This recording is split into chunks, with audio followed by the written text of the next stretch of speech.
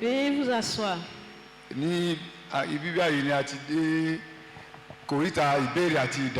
Nous sommes au stade des questionnaires et des réponses.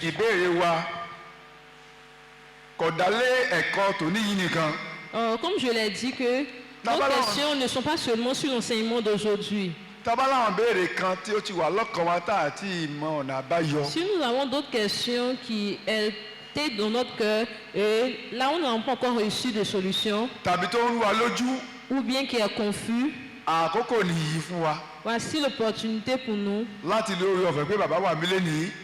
parce que papa est parmi nous, afin de poser ces questions. Dieu qui a commencé à l'utiliser, il continuera toujours à l'utiliser. Va lui donner la grâce afin de pouvoir toucher au nom de Jésus-Christ. Voici le moment des questionnaires.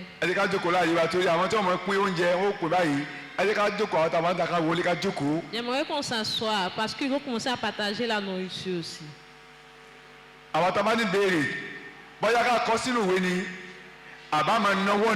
Si nous avons des questions, on peut l'écrire sur une feuille, on lève la main. Peut-être tu as honte de lever la main pour poser la question, il faut l'écrire sur une feuille.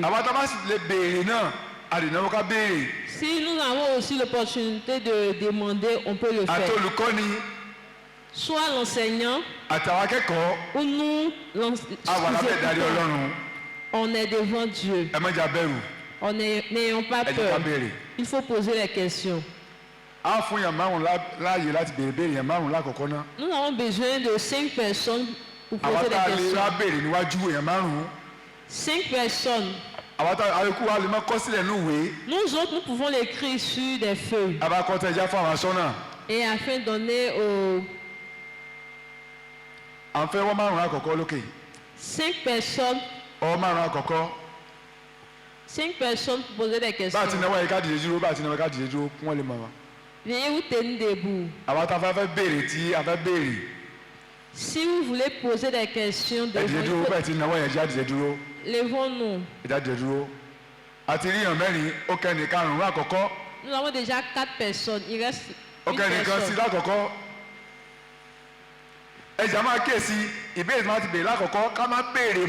Maintenant, il faut faire attention. Si une personne a déjà posé ta question, il ne faut plus répéter la même question. Nous devons être attentifs. Nous avons déjà 5 personnes. Number 1. Maman number 2. Number 3, Number 3. Okay. Number 4, Sister Miyabi. Missionary number 5. 1, 2, 3, 4, 5. Okay. Ever phone Reverend Ladejini, Micro number 1. Kẹ́kọ̀ọ́ pé kí àwa darí ká mọ̀ jọ mẹ́yìn so èmi lọ́kọ́ yẹ kí n jẹ́ number 1 nísìnyí ràn wá lọ́wọ́ ṣùgbọ́n nígbà tí èmi ti darí pé èmi ní kí n jẹ́ number 1 a dúpẹ́ fún ẹ̀kọ́ tí a ti kọ́. Nous disons merci pour l'enseignement reçu. In fact ẹ̀kọ́ tó yẹ ká ronú lé lórí ni ju ìbéèrè lọ. L'enseignement a besoin de réflexion que de questionnaire. Ẹ̀kọ́ tó fi àwòrán kan wá hàn wá ni. Ces enseignements nous montrent l'état de notre âme. Et nous montrent aussi le cœur de Jésus pour nous. Mais ce qui me poussait à poser la question est que, surtout dans l'église baptiste en Côte d'Ivoire, il y a trop de distance entre le pasteur et les membres de l'église. Et cette distance-là affecte plusieurs choses. Cela ne permet pas à l'œuvre de Dieu de courir. Cela aussi empêche notre prière d'être exaucée. Ma question est que qu'est-ce que nous pouvons faire? Ou bien Qu'est-ce que papa peut nous dire ou nous donner afin de boucher ce vide-là? À travers notre enseignement d'aujourd'hui. God bless you, sir. Number 2. I can continue. Mo jẹ́ ọ̀kan lára àwọn òṣìṣẹ́ ìjọ pápá àwọn tí wọ́n máa ń ra nǹkan sínú church tàbí tí wọ́n máa ń ṣe ètò. Je suis parmi celles qui achètent les choses pour venir dans l'église. Mo ti sọ̀sẹ̀ méjì tàbí mẹ́ta láti wá jókòó tí àwọn tí ń ṣiṣẹ́ nínú church. Ça fait 2 ou 3 semaines que je suis parmi ceux qui viennent s'asseoir. Wọ́n rán mi ní nǹkan àpò mẹ́wàá, mo pè é pé àpò méjìlá ni. Ṣé mo ti ṣe nǹkan tí kò dára? Ẹ sáà ní sọ. Tẹ́ bá ní nǹkan àpò mẹ́wàá, tẹ́ bá ní 12,000 ni. Tẹ́ nǹkan jèrè fúnra yín, dé mi bẹ́ẹ̀ fúnra yín. Ṣé táwọn ṣe dà bí ọ̀dà? Wọ́n náà wọ́n ń ṣẹ́, wọ́n máa rà kọ́ wá chọ́ọ̀chì. Wọ́n wá ní kọ́ ra nǹkan dí mi wá, wọ́n wá ní 12,000 ni. Ìjọba fún 12,000. Àwọn kan wá jèrè fúnra wọn personally 2,000. Ṣé àwọn ṣe dà báwọn ṣe dà? Àbí bẹ́ẹ̀ yẹn kọ́ ni èkejì. Mo ti wà ní church fún bí ọ̀sẹ̀ mẹ́ta tí. Mo ti ṣẹ́dọ̀ ní ọ̀sẹ̀ mẹ́ta tí mo fún mi ní kankan. Ok, je travaille pendant 3 semaines dans l'église. Ils ne m'ont rien donné. Maintenant, l'église m'envoie d'acheter quelque chose de 10 000 et je dis c'est 12 000 pour pouvoir gagner 2 000. Est-ce que c'est un péché ou c'est pas bon? Torí pé láàrin ọ̀sẹ̀ méjì tí mo ń ṣe chọ́ọ̀chì ẹnì kan fún mi lóúnjẹ mò ń jẹun ara mi ni. Ọmọ àná kan dín ní wa mo á fi dé mi kún. Èmi náà sáré owó jẹ mẹ́. Àbí? Ẹlẹ́ẹ̀kejì ni wípé mo jẹ́ akápò ìjọ. Mo fẹ́ lọ rira jàlájẹ́ mi. Mo rí pé owó ọ̀sẹ̀ mi gangan kò tó mi láti fi ra nǹkan tí mo fẹ́ rà. Owó chọ́ọ̀chì sì ń bẹ lọ́wọ́ mi. Ṣé mo lè fi ra ọjà? Tí ó jẹ́ pé tó bá yá màmá dà. Secondaire ici, le trésorier. Akápò làwọn sà. Wọ́n rán wọn níṣẹ́. Wọ́n ti gbọ́. Okay. Je suis le trésorier de l'église. Maintenant, je suis allé acheter moi-même mes affaires personnelles à Djamé. Mais mon argent ne suffit pas. Donc, puisque l'argent de l'église est dans ma main, est-ce que c'est un péché d'utiliser là-dedans pour acheter ou pas? Number 3. Àwọn lẹ́yìn lọ yẹ lẹ́yìn.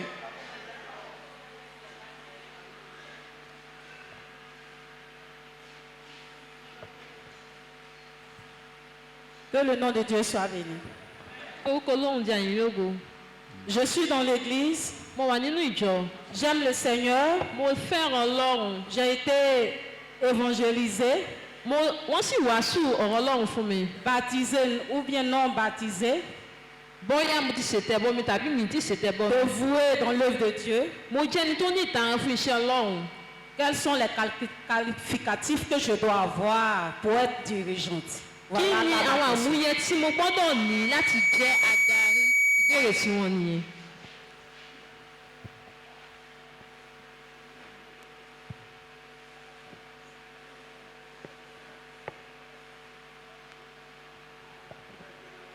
Number 4.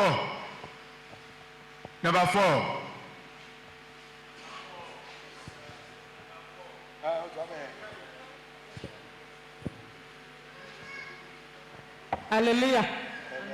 Kí Ọlọ́run kó ràn wá lọ́wọ́. Que Dieu nous aide. Ìbéèrè mi alákọ̀ọ́kọ́ ni. Báwo ni a ṣe lè ní ọkàn ìkáàánú gẹ́gẹ́ bí adarí ní agbọ̀n kan?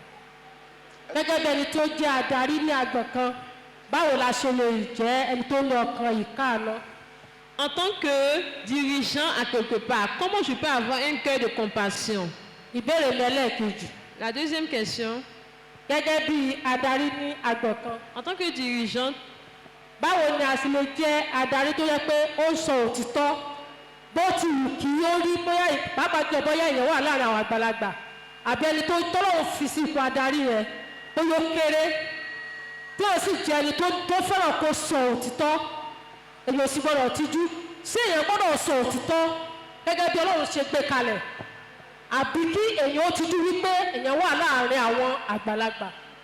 En tant que dirigeante, parmi des personnes qui sont plus âgées que moi, comment faire pour pouvoir dire la vérité telle qu'elle est, quel que soit là où je me trouve, sans avoir honte de ces personnes avec qui je suis?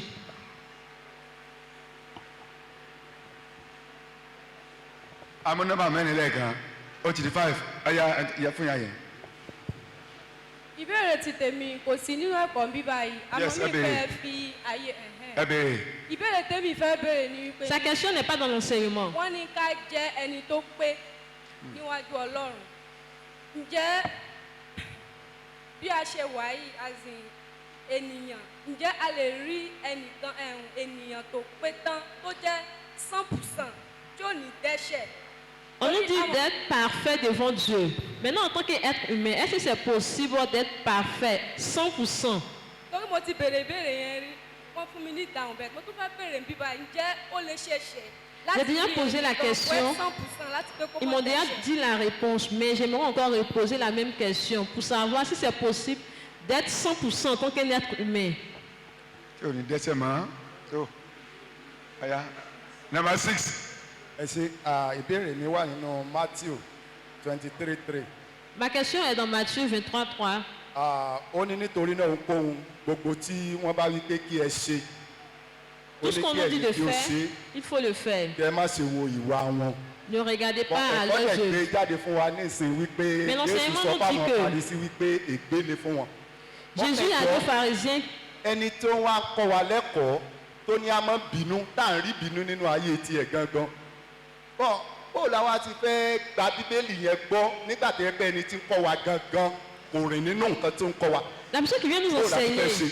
ne ó te fasse bùn pas. wọn ní ègbé ni fún wọn ó bùn wọn àbí ó bùn wọn. Jésù sẹ́mi pé nǹkan tí Jésù sọ fún wa ni wípé ègbé ni fún àwọn Farisí witness pé ẹni tó ń kọ́ wa yẹn gangan tó ń gangan òun wa yẹn òun gangan ti wà lábẹ́ ègbé báyìí o ṣùgbọ́n ní ìsìn èmi fẹ́ wọ̀jọ bọ ọ̀run bọ ẹni tí wọ́n á kọ́ mi yẹn mi ò rí àpẹẹrẹ tó ń kọ́ mi nínú ayé tiẹ̀ gangan báwo ló ṣe lè ràn mí lọ́wọ́ láti wọ̀jọ bọ ọ̀run yẹn. Je suis une personne, je suis quelqu'un qui dit quelque chose qu'il ne fait pas. Il me dit de ne pas mentir, mais lui-même il ment. Or moi je veux entrer au paradis. Quoi faire? Comment faire à ce niveau? amen. àwọn yòókù ká máa kọ béèrè wálẹ̀ o. baba Nous autres, il faut écrire nos questionnaires.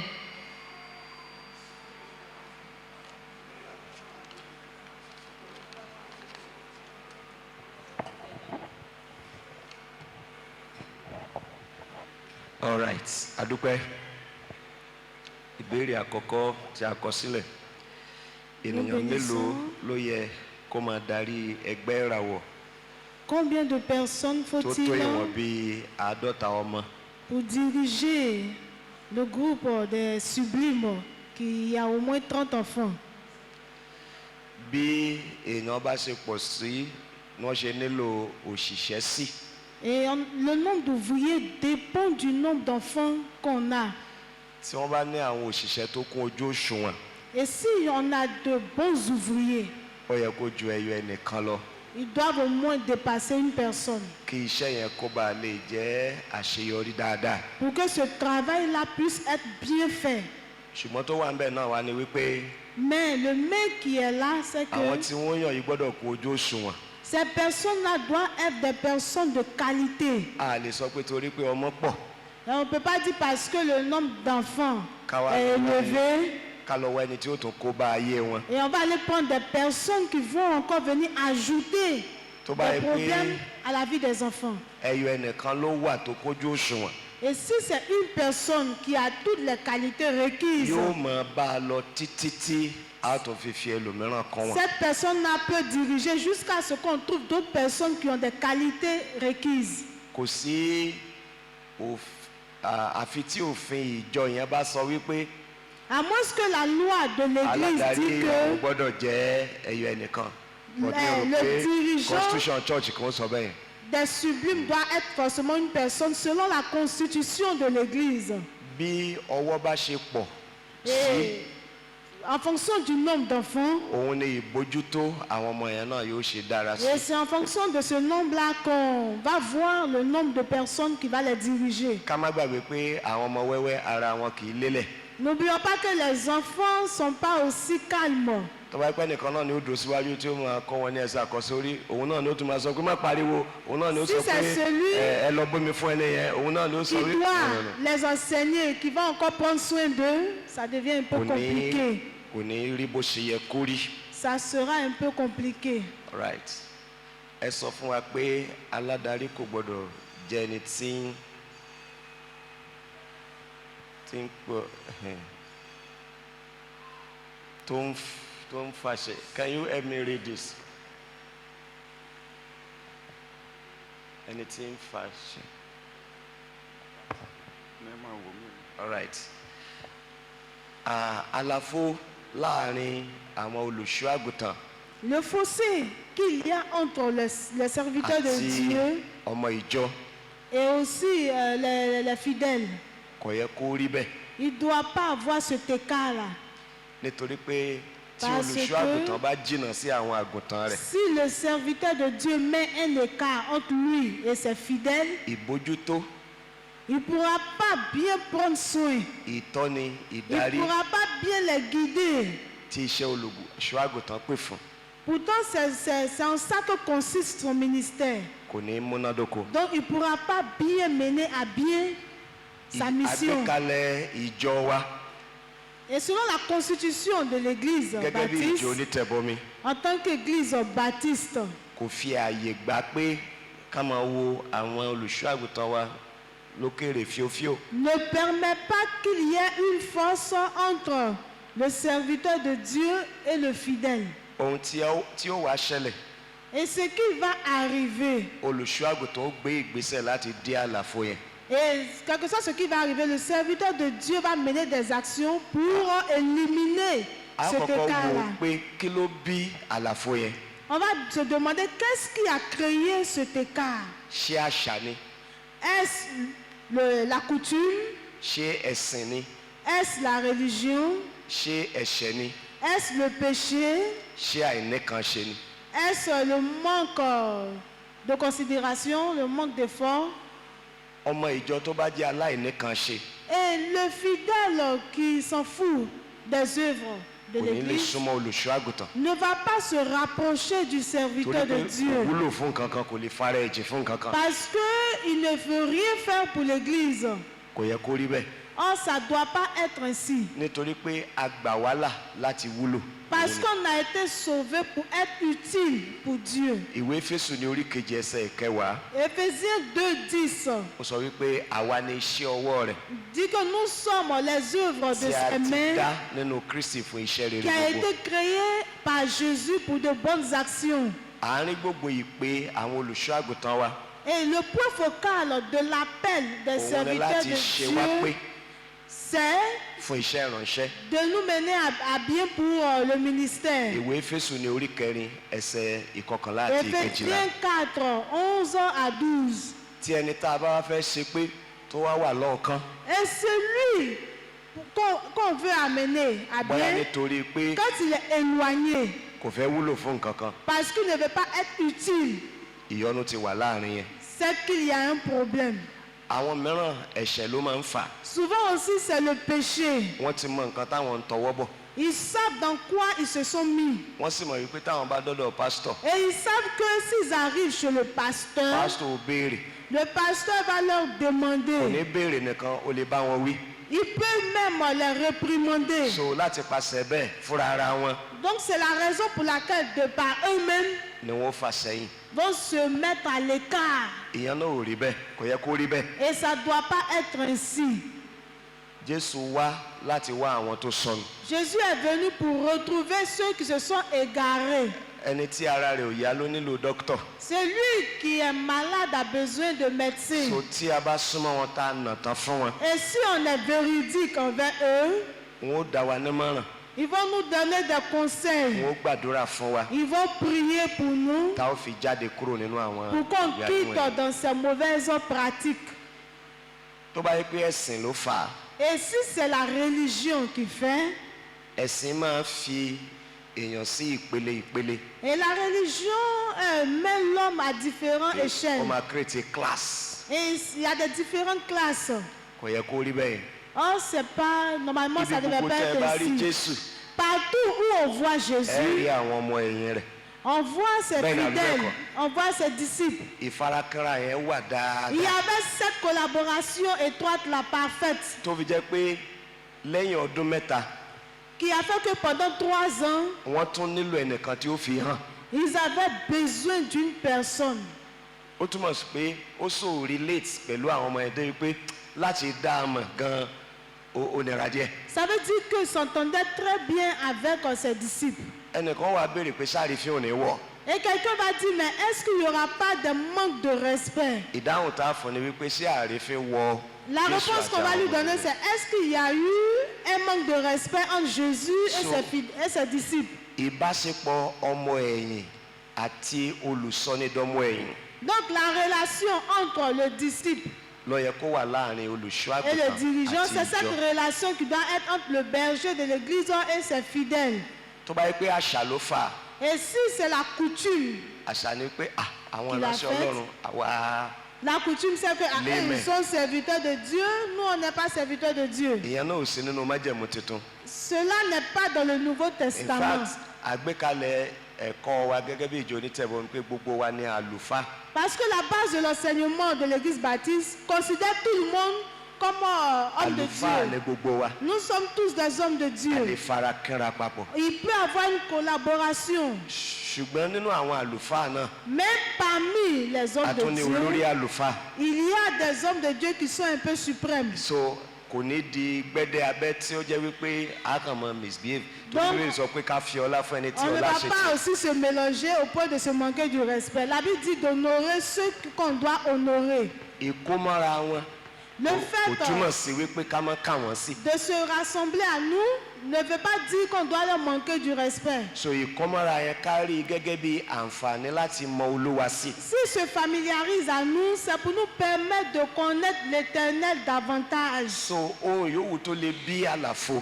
Donc tout ce qui peut envoyer un yóò écart, di ojúṣe ẹ̀gbẹ́ méjèèjì. et ojúṣe ẹ̀gbẹ́ méjèèjì the two sides ça vient, c'est à deux faces. láti gbé ìgbésẹ̀ láti dí àárín yẹn. Et ça, c'est aux deux personnes de prendre des décisions et de yóò bẹ̀rẹ̀ boucher láti ce ọ̀dọ̀ trou-là. olùṣọ́ àgùntàn Commençons par le serviteur de Dieu, nítorí pé naturally parce que naturellement, ẹ̀rù olùṣọ́ àgùntàn máa ń ba àwọn àgùntàn. les brebis ont peur du berger. pé sẹ́mi ni wọ́n á wá lọ sílé pásítọ̀ no C'est moi, je vais aller chez le pasteur. so àwa la fáwọn. Donc c'est au pasteur de se á jẹ́ kí familiariser wọ́n mọ̀ wípé ojúṣe ló mú wa yàtọ̀ sí ara wa. et de permettre aux gens de savoir que c'est bí wọ́n ṣe báwa ṣe jẹ́ ọmọ ọlọ́run nos décisions, nos attitudes qui font que nous sommes un peu làwọn différents. náà jẹ́ ọmọ ọlọ́run. Donc nous sommes tous enfants de Dieu. bá a ṣe ní ẹ̀mí mímọ́ làwọn náà ní ẹ̀mí Nous mímọ́. avons tous l'Esprit de Dieu en nous. bá a ṣe ń lépa ìjọba ọlọ́run làwọn náà ń lépa ìjọba Nous ọlọ́run. voulons tous hériter du royaume des cieux. so a sọ̀kalẹ̀ wá Donc on va redescendre láti farakínra. afin de... gbogbo ìpele nínú ìjọ ló Se yẹ kí olùṣọ́ àgùntàn lè familiariser. farakínra. Et le pasteur doit avoir une collaboration avec ó tous yẹ les kí départements de àwọn l'église. ọmọ tó wà ní children church wọ́n rí wa kán súnmọ́ wa. Et ceux, les enfants même qui sont à l'église des àwọn enfants ọ̀dọ́ ká doivent se farakínra familiariser pẹ̀lú wọn. avec le pasteur, la jeunesse. all age group. Tous les groupes de Nínú l'église doivent avoir une bonne collaboration avec le pasteur. kì í ṣe nípa ẹ̀kọ́ bíbélì nìkan ni à ń sọ àwọn èèyàn di ọmọ ẹ̀yìn. Et ce n'est pas seulement l'étude biblique qui fait qu'on est disciple. ìgbà tí Jòhánù ń sọ ẹ̀rí tiwọn Lorsque Jean a dit son témoignage, nínú ìbárìnpọ̀ pẹ̀lú Jésù dans sa ó collaboration ní avec ohun tí Jésus, ojú wa ti rí il dit ce que nos yeux ont vu tí wa ti gbọ́ et nos oreilles ont tá a entendu ti fọwọ́ kàn. et qu'on a pu saisir. so wọ́n farakínra pẹ̀lú Jésù. Et ça va de pair avec Jésus. so nínú ìfarakínra pẹ̀lú wa Donc dans cette familiarité wọ́n avec lè nous, béèrè àwọn ìbéèrè onírúurú. ils peuvent poser différents types de questions. wọ́n lè rí bí àwa náà ṣe ń ṣe àwọn nǹkan kan. Et ils peuvent voir de la manière on fait ce qu'on fait. tí a bá wo àpẹẹrẹ Jésù Et quand on regarde l'image de kò Jésus, sí gap láàrin òun àti àwọn ọmọ il n'y ẹ̀yìn rẹ̀. avait pas d'écart entre lui et ses so disciples. ẹ̀kọ́ ní láti tẹ̀síwájú Donc l'enseignement doit avancer. láti mú gbogbo ìkélé tó bá wà láàrin ìjọ kúrò. Et afin d'enlever tout ce qui est problème dans l'église. ìwé Éfésù ní orí kejì sọ fún wa wípé Éphésiens 2 nous dit que nígbà tí Jésù wá lorsque Jésus est gbogbo venu, ìkélé ló mú kúrò. il a enlevé tout ce qui est problème, Ó tout ce ti qui mú wa di est écart. mọ̀lẹ́bí. Et nous sommes devenus familiers. àti di ọmọ agboolé Ọlọ́run. Et nous sommes devenus parents. mo fẹ́ ka ìwé Éfésù yẹn Je vais lire Éphésiens.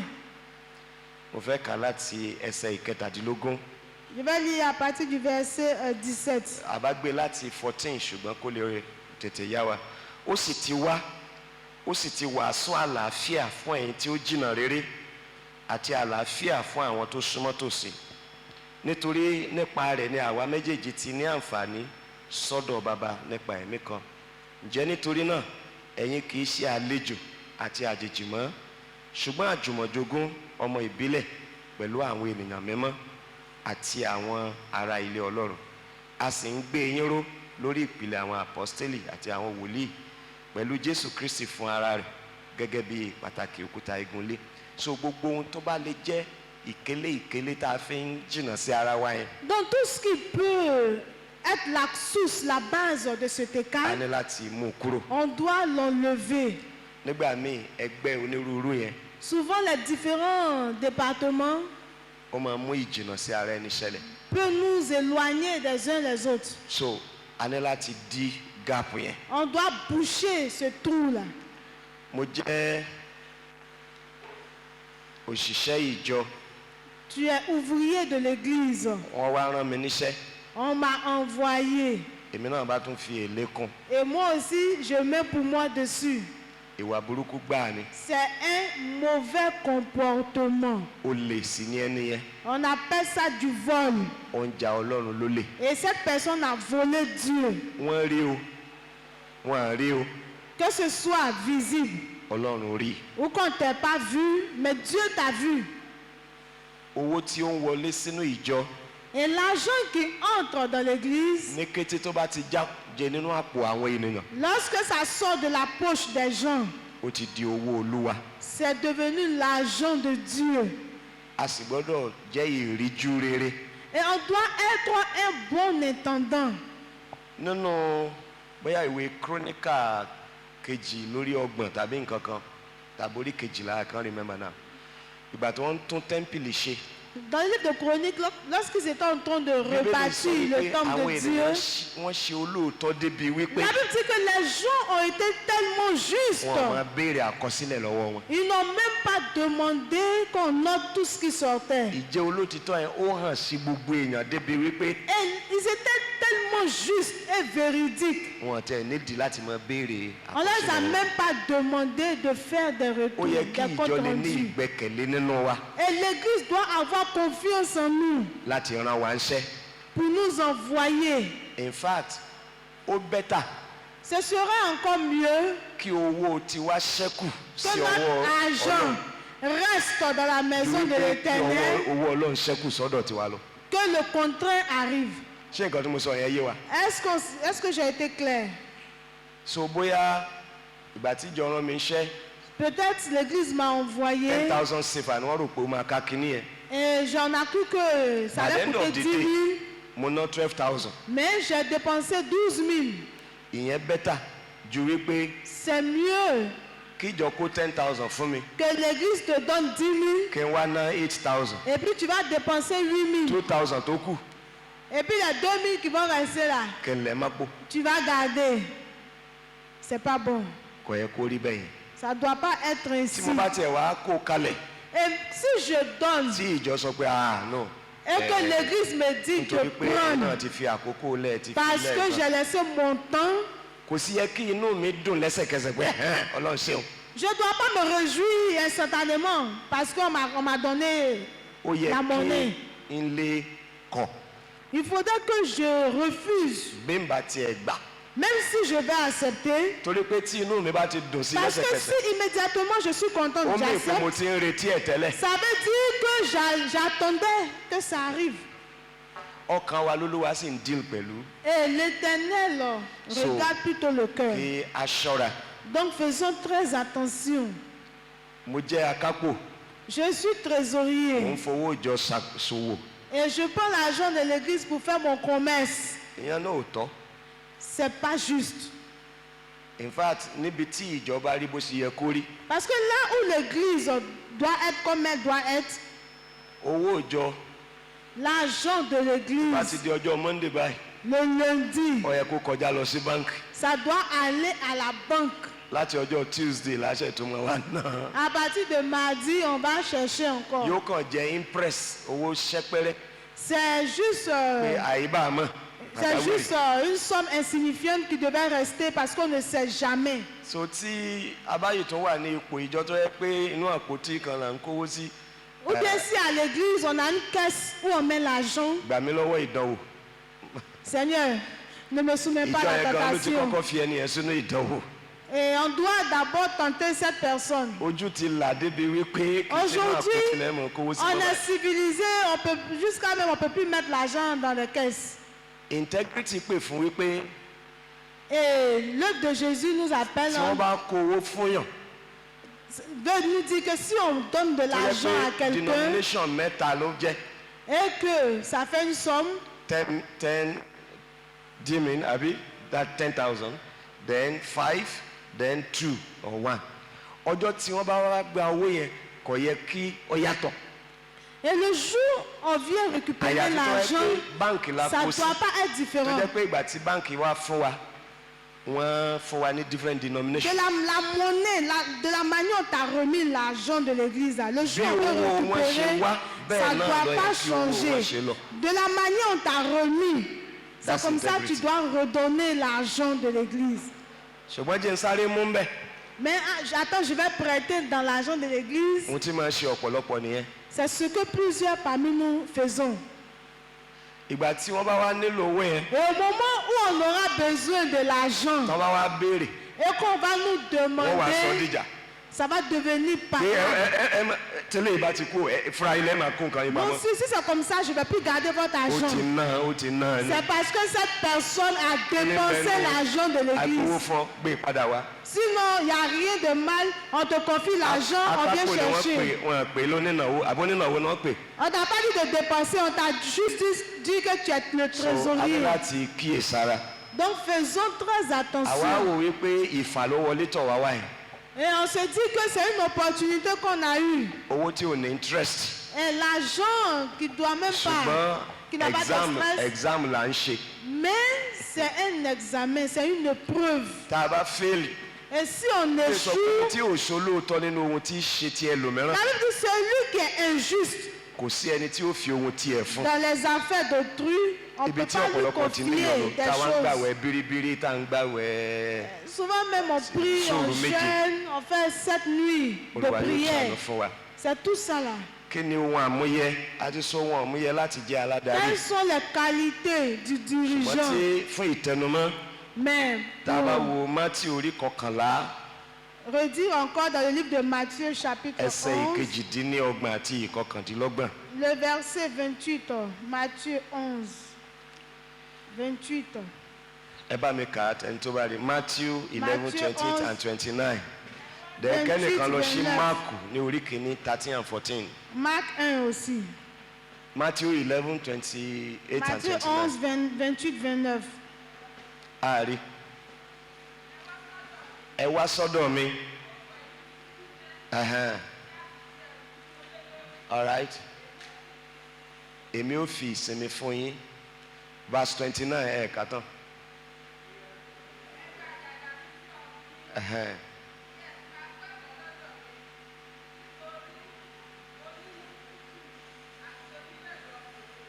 All right.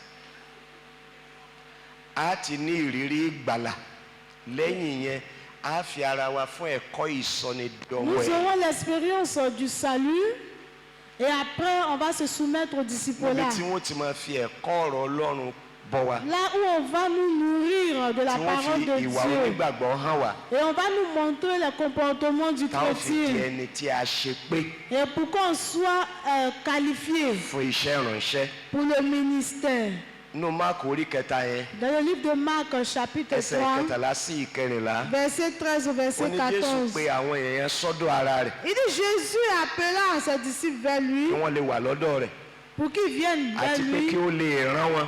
et pour qu'il puisse les envoyer. Ẹni tí ó bá di aládarí Le dirigeant yóò jẹ́ ẹni tó ti kọ́kọ́ wà pẹ̀lú Jésù. doit être d'abord avec Jésus. Tí Jésù ti fara kánra pẹ̀lú Il ẹ̀. y a eu une collaboration particulière avec Gbogbo ibi Jésus. tí ayé rẹ̀ ti yọgun tí a Là tún où tó sa ṣe vie a des épines, enlever tous ces dé épines-là ìpele gan ká tó wá rán láti jusqu'à máa di un aládarí. certain niveau avant de le confier des Torí missions. wípé gbogbo aládarí Parce que tous les dirigeants wọ́n gbọ́dọ̀ jẹ́ alápẹ̀rẹ̀. doivent être exemplaires. ẹ já wo Timothy kìíní ní orí kẹrin ẹsẹ̀ 1 ìkejìlá. Timothée 4, verset 12. Timothy kìíní orí kẹrin ẹsẹ̀ ìkejìlá. 1 Timothée 4, 12. ẹ́ ok.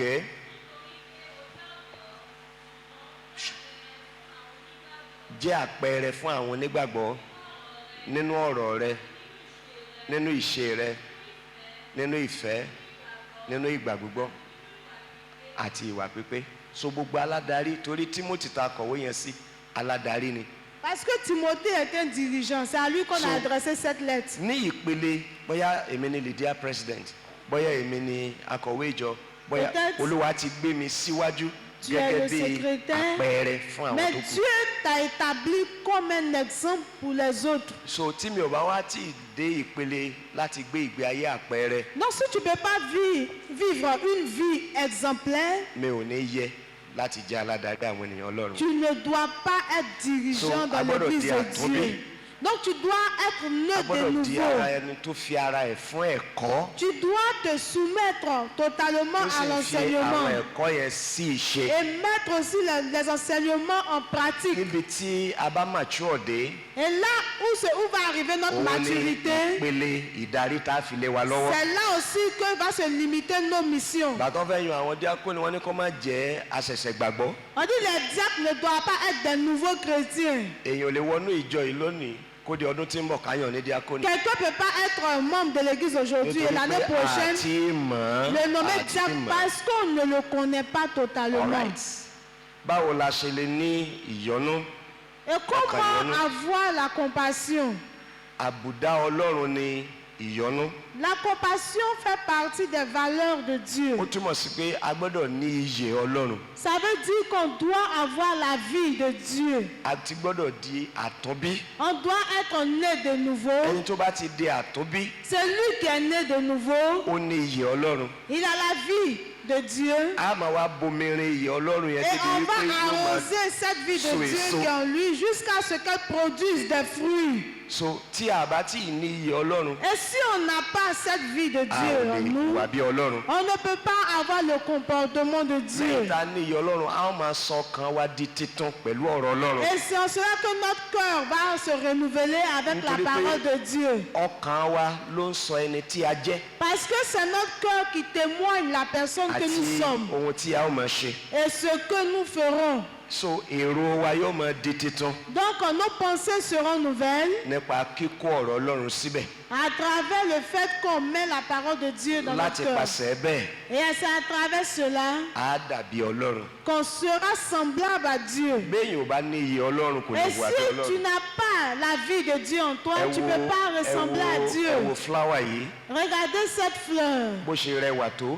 Malgré sa beauté, Àwòrán koríko kan nú igbó ni, bẹ́ẹ̀ ni àbí bẹ́ẹ̀ kọ́. et elle a l'image des arbres dans la Kò sí ohun forêt. tá a lè ṣe sí eléyìí Il n'y a pas ce qu'on peut faire à cette fleur tí ó fi yàtọ̀ sí bó ṣe wà yìí, et qui va faire qu'elle sera différente tàbí tí ó fi máa mú èso wá. ou qui va produire des Ká bu fruits. ajílẹ̀ sí, ká máa da omi sí. Même si on l'arrose, Bí ó ṣe wà náà ló ṣe wà c'est yìí. comme ça qu'elle sera. Kò lè yí padà. Elle ne peut pas Kí changer. ló dé tí ò fi rí bẹ́ẹ̀? Pourquoi? Kò ní iyè nínú. Elle n'a pas Artificial. de vie en elle. C'est artificiel. Bá a ṣe rí nì. Et c'est comme ça que nous sommes. So a béèrè pé kí iyè Ọlọ́run kó wá Donc, láti nous pàṣẹ allons ìjẹ́wọ́ ìgbàgbọ́ nínú Jésù. Demander la vie de Dieu en nous à travers notre confession A en bí wa Jésus. gẹ́gẹ́ bí òkú. Et nous sommes comme des morts.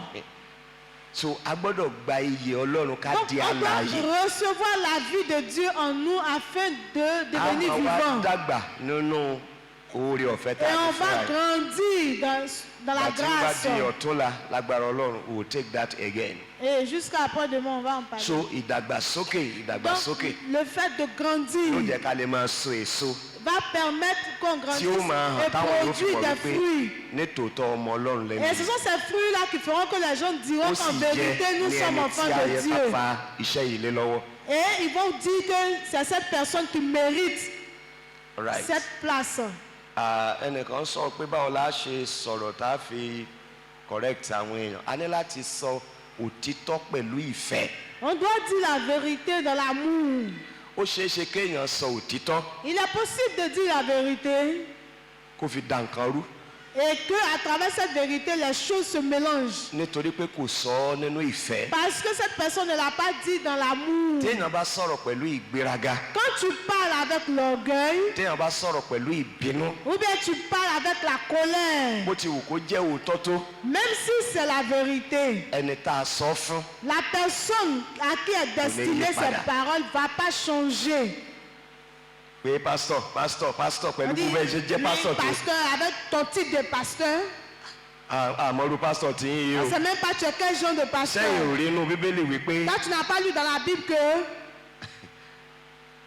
wẹ́ ń tọ́ wà nù bíbélì c'est lóòótọ́, vrai, ce qui est écrit dans la Bible est écrit dans la ṣùgbọ́n bí Bible. ẹni yẹn ṣe gbé e kalẹ̀. Mais de la manière, en fait, c'est la Bíbélì sọ pé manière. ọ̀rọ̀ ìdìbàjẹ́ kan ò gbọ́dọ̀ ti ẹnu wa jáde Il dit, on ne doit pas dire des paroles bí kò méprisantes. ṣe èyí tí ó fi orí ọ̀fẹ́ Si ce pẹ̀lú n'est ti. des paroles qui vont nous donner la grâce. Yorùbá náà sì sọ wípé Et les Yoruba disent que ọ̀rọ̀ pẹ̀lẹ́ oyè bìnrin bíbélì gan ló sọ níwèé òwe oyè òbí lápò ní ti Yorùbá. les paroles paisibles transforment le cœur. So ní ọ̀pọ̀lọpọ̀ ìgbà Et plusieurs fois, àìmọ̀bòsí ké kò jẹ́ àfi ṣe ijójó. Alright, you won't get that one. Tí a bá mọ̀rọ̀ gbé kalẹ̀ et si yóò ní ipa tó yẹ kó ní. on parle de la manière on doit parler, ça aura un impact. Ìyàtọ̀ wà láàrin ìwàásù Jòhánù onítẹ̀bọmi àti ti Jésù. Et il y a une différence entre la prédication de Jean-Baptiste et celle de Jésus. Bẹ́ẹ̀ ni àbí bẹ́ẹ̀ kọ́?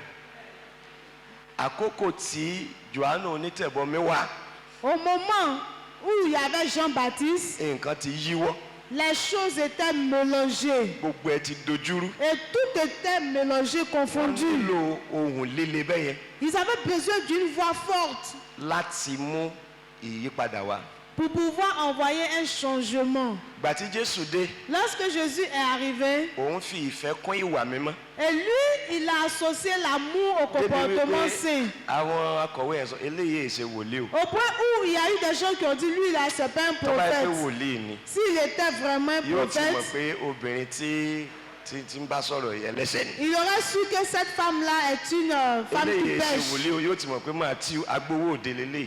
Lui, là, Yóò ti mọ̀ pé Sákìù lélẹ̀ gbogbo owó wa ló ti fẹ́ s'il pàtó. était prophète, il allait savoir que ce monsieur-là n'est pas propre. But Sákìù rí ìgbàlà bí ò rí ìgbàlà. Mais Zachée a reçu le salut. Fúnra Sákìù ló sọ wípé C'est Zachée lui-même qui a dit gbogbo que àwọn tí ń bá ti gbowó nígbàkúgbà tout ce que j'ai raquetté, máa san padà ní ìlọ́po mẹ́rin. je vais leur rembourser au Nítorí pé double. nígbà tá a fi ìfẹ́ hàn án, Parce que lorsqu'on lui a montré l'amour àìṣedéédé yẹn ó wá ní ìtumọ̀ sí. et il a vu qu'il n'était pas Ó juste, wá gbé ìgbésẹ̀ ìrònú pé et wàdà. maintenant il a pris la décision de Ní changer. ọ̀pọ̀lọpọ̀ ìgbà, Plusieurs fois, a ti sọ àwọn èèyàn míì di èrò ọ̀run àpáàdì ní ìlọ́po mẹ́ta et on a transformé des personnes nítorí bá a ṣe à bá des wọn sọ̀rọ̀. personnes qui iront en enfer So a ní à láti cause de ní notre manière de ahọ́n parler. ìfẹ́ Donc on doit parler avec la tí langue ò de ní fi l'amour, ọ̀rọ̀ pamọ́ qui ne va pas cacher ṣùgbọ́n la tí ó gbé parole, kalẹ̀ mais qui va parler pẹ̀lú ìrẹ̀lẹ̀,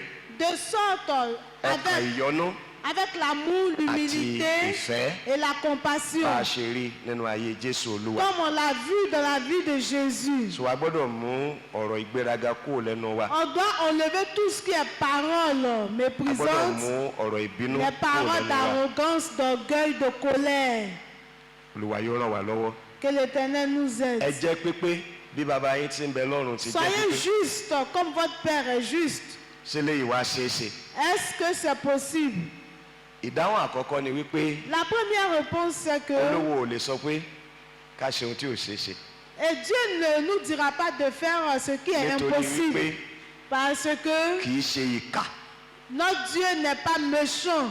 However, Souvent, ìjẹ́ pípé tí wọ́n sọ níbẹ̀ yẹn le fait d'être juste dont on parle ici, bá ọ̀rọ̀ òyìnbó mìíràn tá a lè fi túmọ̀ ẹ̀ autrement, òun ni maturity. on peut parler de la maturité.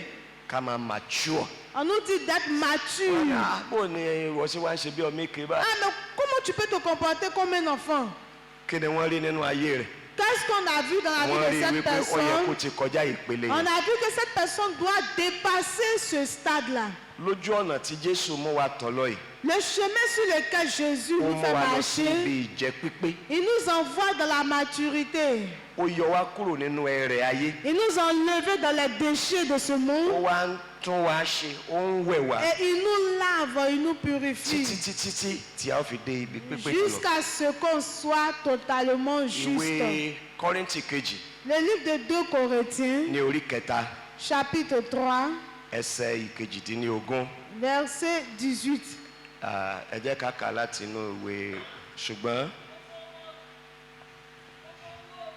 gbogbo wa ń wo ògo Olúwa láìsí ìbòjú bí ẹni pé àwòjíìji a sì ń pa wá dà sí àwòrán kan náà láti ògo dé ògo, àní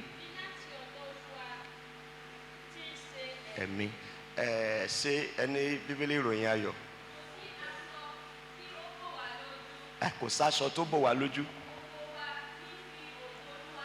Yes.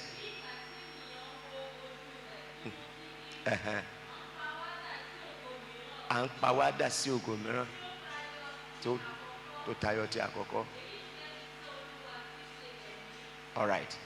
Ẹ̀mí Ọlọ́run L'Esprit de Dieu ó ń lo ọ̀rọ̀ Ọlọ́run utilise la parole de Dieu láti yí wa padà afin de nous transformer títí tí a ó fi dé ìpele tí Ọlọ́run retí. jusqu'à ce qu'on arrive là où Dieu nous attend. Ṣùgbọ́n a gbọ́dọ̀ ní ọkàn wípé bóyá yóò ṣe rìn torí òní mi. On ne doit pas avoir dans le cœur de dire que comment je vais faire. Pé láyé yìí Oui, je suis tàbá dans ní le ká káwọ́ monde. sókè èèyàn mélòó la bí yá rẹ̀ mọ́. Et si on veut lever la main, Gbogbo wa ní gbogbo wa ní. de nous des aisselles propres. Nous tous, Bí nous sommes ẹnikẹ́ni bá dedans. ń bẹnu Jésù Si quelqu'un est en kí ló ti Jésus, dà? Ó ti di ẹ̀dá il devient une nouvelle créature. ohun àtijọ́ ti kọjá Les lọ. choses anciennes sont passées. Ìyẹn ò túmọ̀ sí pé kò Ça veut ṣẹ́kù pas àwọn ààyè kọ̀ọ̀kan. Ça ne veut pas dire Ṣùgbọ́n àní máa ṣògo nínú àwọn ààyè wọ̀nyẹn. qu'on n'aura pas souvent des choses, mais Yeah. on ne va pas se glorifier là-dedans. Móríkì ilé wa ni tẹ́ ẹ bá móríkì ilé wa ẹ̀ ní máa sọ gbogbo ohun tẹ́ ẹ sọ Vous ne connaissez pas le nom de ma famille, sinon vous n'allez pas faire ọmọ ça. abínú bíi atẹ́gùn. Chez nous, on se fâche comme le vent. Sọ̀rọ̀ nìyẹn. Bí ẹnikẹ́ni bá ti wà nínú Jésù, Si quelqu'un est en ó ti Jésus kúrò nínú ìdílé ìtàkọ́kọ́ yẹn. et cette personne a Àti quitté mo wọnú ìdílé sa Ọlọ́run. première famille, elle intègre la famille de Dieu. Àìsí kí Ọlọ́run pé abínú bíi atẹ́gùn. Àbí wọ́n máa ń kí Ọlọ́run bẹ́ẹ̀. So a gbọ́dọ̀ change nínú èrò wa. Donc on doit changer dans nos manières de Mi ò ń penser. ṣe ti ayé yìí mọ́. On doit dire qu'on ne fait plus Bó partie de tilẹ̀ ce jẹ́ pé mo wà monde, nínú ayé. même si je vis dans le monde. Ìlànà ayé Les instructions de ce kì í ṣe monde, ìlànà máa tẹ̀lé mọ́. et je ne dois pas les So suivre. màá máa tẹ̀lé Donc je vais suivre ìtọ́ni ẹ̀mí mímọ́. les instructions du Saint-Esprit. Galatians chapter 5. Galatia orí 5 Galates chapitre 5. ẹsẹ̀ ìkẹrìndínlógún sọ pé ẹ kún fún ẹ̀mí mímọ́ àbẹ́ẹ̀kọ́. Il dit, soyez So remplis du verse Saint-Esprit. 24 and 25. Àwọn tí ń ṣe ti Kristi wọ́n ti kanra wọn mọ́ àgbélébù. Yes.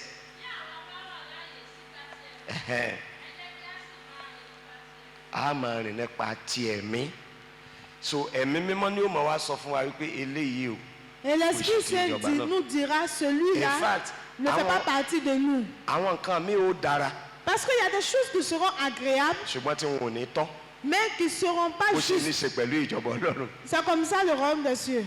Àwọn èèyàn máa béèrè pé kí ló wá báàdì nínú yẹn. On dit, mais qu'est-ce qui est mauvais en A cela? sọ pé báàdì nítorí On dit ẹni tá a oui, jẹ́. parce que c'est mauvais pour celui que Ìyàsọ́tọ̀ nous wa. sommes. Notre consécration, Very good consecration, very good. Ó ti mú wa yàtọ̀.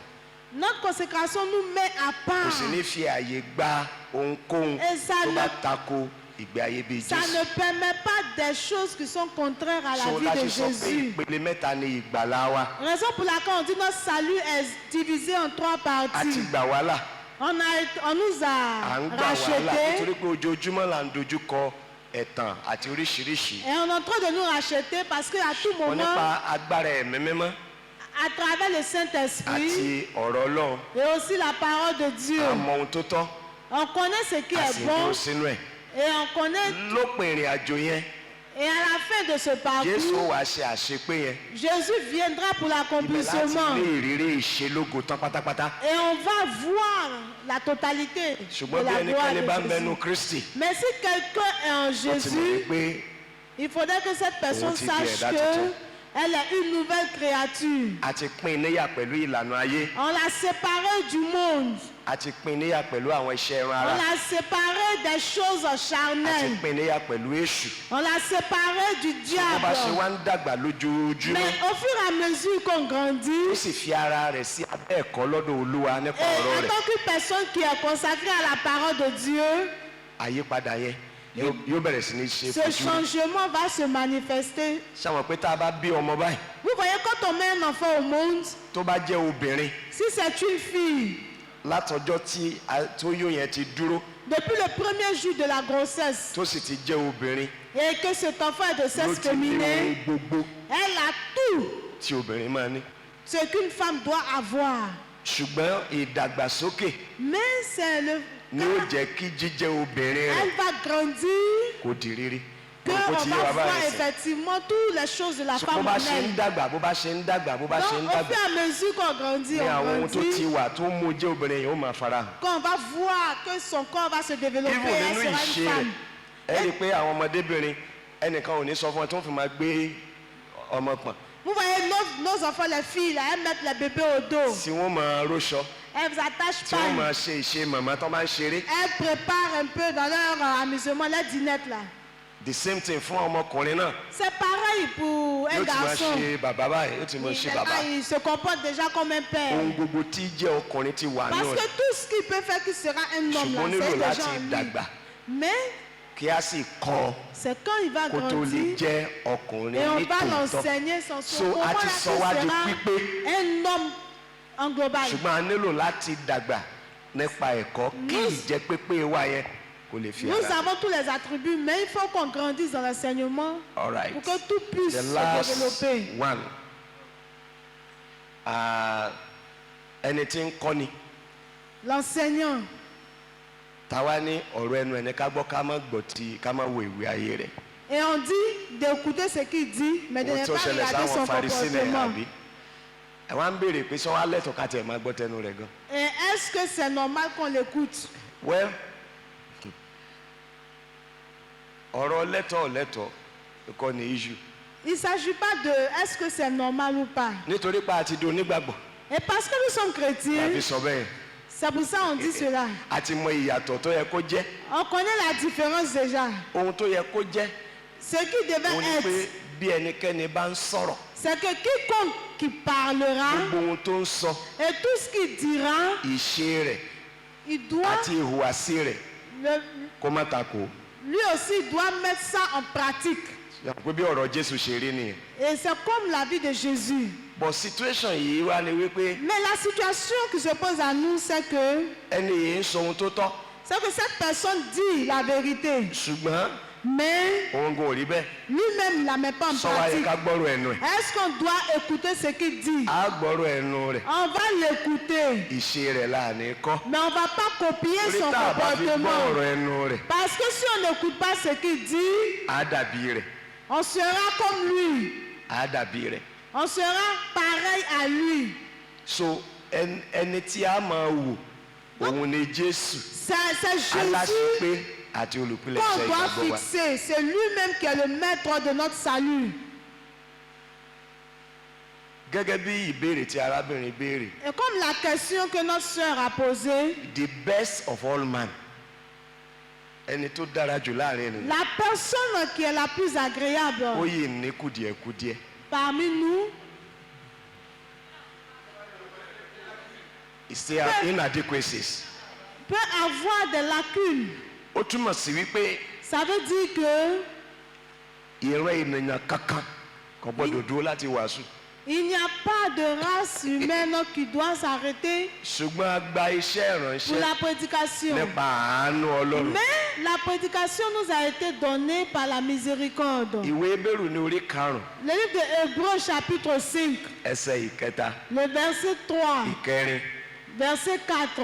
ẹ jẹ́ kí n wò bá lè kà á. That says that's the last something.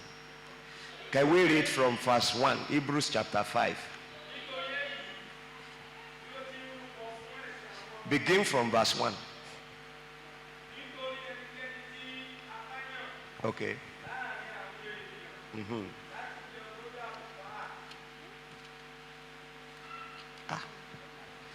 Nítorí olórí àlùfáà kọ̀ọ̀kan tí a yàn nínú àwọn ènìyàn ni a fi jẹ nítorí iṣẹ́ ìsìn àwọn ènìyàn sí Ọlọ́run láti máa mú ẹ̀bùn àti ẹbọ wá nítorí ẹ̀ṣẹ̀, ẹni tí ó lè ṣe jẹ́jẹ́ pẹ̀lú àwọn aláìmọye tí ó sì lè bá àwọn tí ó ti yapa kẹ́dùn nítorí a fi àìlera yí òun náà ká pẹ̀lú.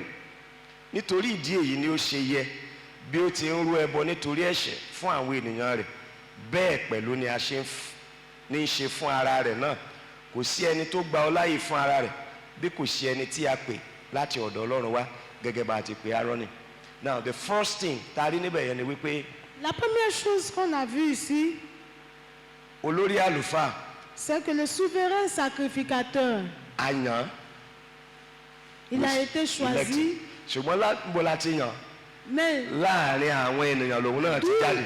d'où on l'a choisi? On l'a choisi des autres, des Mo personnes rò qui pé sont yé wa là. báyìí sìn. Est-ce qu'on comprend? Now láti máa wá rúbọ mú ẹ̀bùn wá fún ẹ̀ṣẹ̀ gbogbo àwọn ènìyàn. Et afin de faire des Qualification rẹ̀ wà ní ẹsẹ̀ sacrifices pour le kejì. péché. Ẹni tí ó lè ṣe jẹ́jẹ́ pẹ̀lú àwọn aláìmọye tí ó sì lè bá àwọn tí ó yapa kẹ́dùn nítorí a fi àìlera yí òun náà ká. Parce que lui aussi, il a ses défauts. So the best of all men Donc la meilleure is personne, having some inadequacies. Ó ní àìlera. il a aussi ses défauts. Àwa nítorí àìlera rẹ̀ Et on ne peut pas, à cause de ses défauts, láti má ṣe ohun tí ìwé mímọ́ bá sọ wípé Ne tó pas tí faire, Sunday school teacher ẹ bá sọ wípé ne pas faire ce Bíbélì sọ que la wípé Bible a dit. ìwọ kò gbọ́dọ̀ jalè.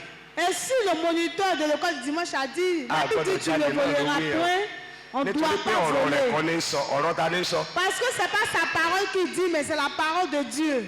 However, Et quel que soit, nítorí iṣẹ́ ìgbàlà tí Jésù Olúwa ti ṣe, à cause de l'œuvre du salut que Jésus a a fait, kíyèsí on fera attention láti wo àwọn wo láàmú gbé ọ̀rọ̀ Olúwa lé lọ́wọ́. et on Láti- verra quelles sont ces personnes-là qui sont qualifiées Mo rò pé ó yé wa báyìí pour sí. nous parler de la parole de Dieu. Náà gbogbo àwa tá a jẹ́ agbátẹrù ọ̀rọ̀ Ọlọ́run Donc vous qui suivez la parole bóyá de nínú Dieu, ìwàásù que ce soit dans la tàbí prédication ìkọ́ni, ou bien dans l'enseignement, a ní láti kíyèsára. vous devez faire très Ìdí ni attention. wípé La raison c'est Bíbélì sọ que pé àwa la gba ìbáwí tó pọ̀ jù. la Bible dit que c'est nous qui serons les plus Torí pé èèyàn réprimandés. tó dédé ìpele pé kó máa kọ́yàn Parce qu'avant même d'arriver au stade tàbí kó máa d'enseignant wàásù ọ̀rọ̀ ou Ọlọ́run, bien de prédicateur, ó ní ohun tí a ti rí nípa ayé rẹ̀. c'est qu'il y a des qualités, des valeurs qu'on a vues dans sa vie.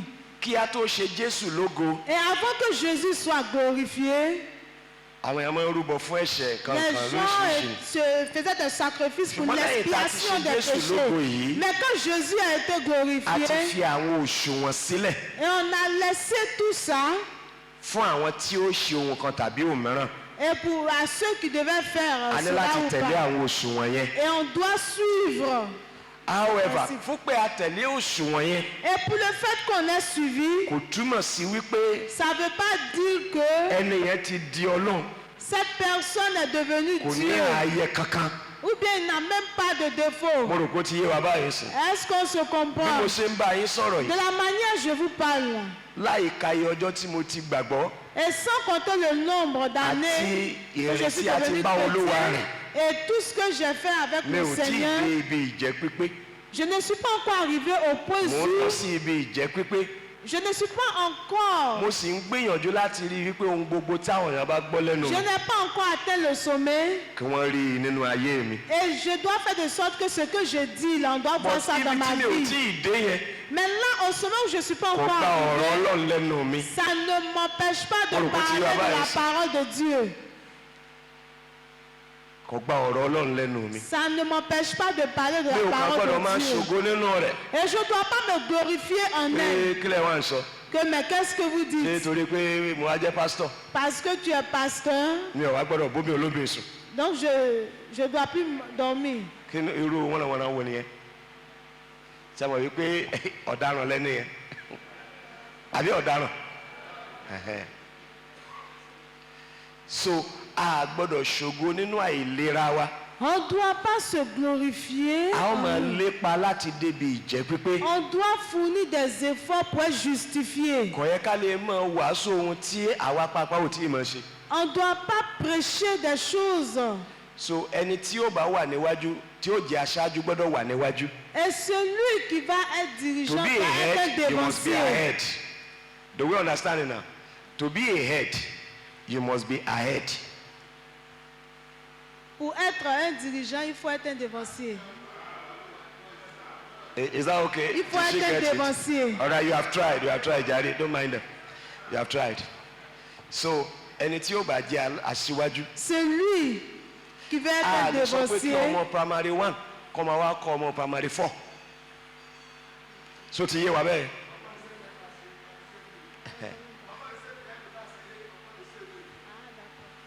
Is that Un okay enfant with us? de classe inférieure ne peut pas enseigner un enfant So de classe a máa gbé supérieure. pẹ́ẹ́lí a máa ju àwọn tí à ń darí lọ. Et il But faut kò qu'on tí ì ait un sún niveau wọn pé. plus élevé que ceux qu'on dirige. So tó bá jẹ́ wípé nílùú tá a wà Et si dans la communauté où nous ṣọ́ọ̀ṣì sommes, tá a wà dans l'église où nous sommes, ṣọ́ọ̀ṣì ẹyọ kan náà tó wà ń bẹ̀ nìyẹn. c'est la seule église. pásítọ̀ qu'il tó y wá wà a. ń bẹ̀. Et le pasteur qui est bí là-bas, ká bá a nílé ọtí ká bá a nílé gbogbo ẹ̀. on le trouve n'importe où dans les tí bars. wọ́n á wàásù Et qui vient prêcher. a gbọ́dọ̀ fi òwe elépo bọ́ tí ó. Et on ne doit pas considérer Ah, le bon, fait qu'il ouais, soit ouais. sous là. On doit ṣùgbọ́n écouter. ẹ̀kọ́ ìṣe rẹ̀. On doit écouter ce qu'il dit, mais Mo on rò ne doit pé yé wa pas báyìí sí. copier son that's comportement. why tí a fi ní bíbélì tẹ́nìkọ̀ọ̀kan fi gbọ́dọ̀ ní bíbélì. Raison pour á dàbí laquelle àwọn ará bèríà chacun de nous doit avoir sa Bible. táwọn ará bèríà tí Paul bá wàásù Et quand Paul prêche, táwọn ará bèríà bá délé et quand ó lọ yẹ gbogbo ohun tí Paul ces gens wí. arrivent à la maison, ils regardent dans la Bible, ils voient tout ce que Paul a dit. ibi tí missionary ń lọ ni wípé Mais là où va le missionnaire, c'est que bẹ́nikẹ́ni ó bá dúró síwájú àwọn èèyàn Ọlọ́run quiconque doit s'arrêter devant le peuple de Dieu, tọ́jú ìgbé ayé rẹ̀ àbí il doit ó prendre jẹ́ soin pé de ohun sa tí ó mọ̀ ọ́ vie. sọ Afin que ce àti qu'il ìṣe va rẹ̀ dire kò ní kọ ẹ̀yìn sí ara wọn nǹkan tó fẹ́ aille mú de jáde nìyẹn. pair avec son comportement. mo rò pé ó ti yé wa báyìí sìn Est-ce que je me fais Olúwa ràn wá comprendre lọ́wọ́ que l'Éternel olùgbé àti nous dáhùn aide? gbogbo ìbéèrè wa tán ahọ́n àti ẹ̀kan yẹn. Now, ẹ sọ fún wa pé aládarí kò gbọdọ̀ jẹ́ ẹni tí ń pàṣẹ kí wọ́n ló fà á tí ìránṣẹ́ Ọlọ́run bá ti sọ̀rọ̀ pé bá ti ṣe nǹkan nìyí tí ọmọ ìjọ kò sì faramọ́ kí ló dé tí ọmọ ìjọ kò lè fèsì sí ọ̀rọ̀ tí ìránṣẹ́ Ọlọ́run bá sọ.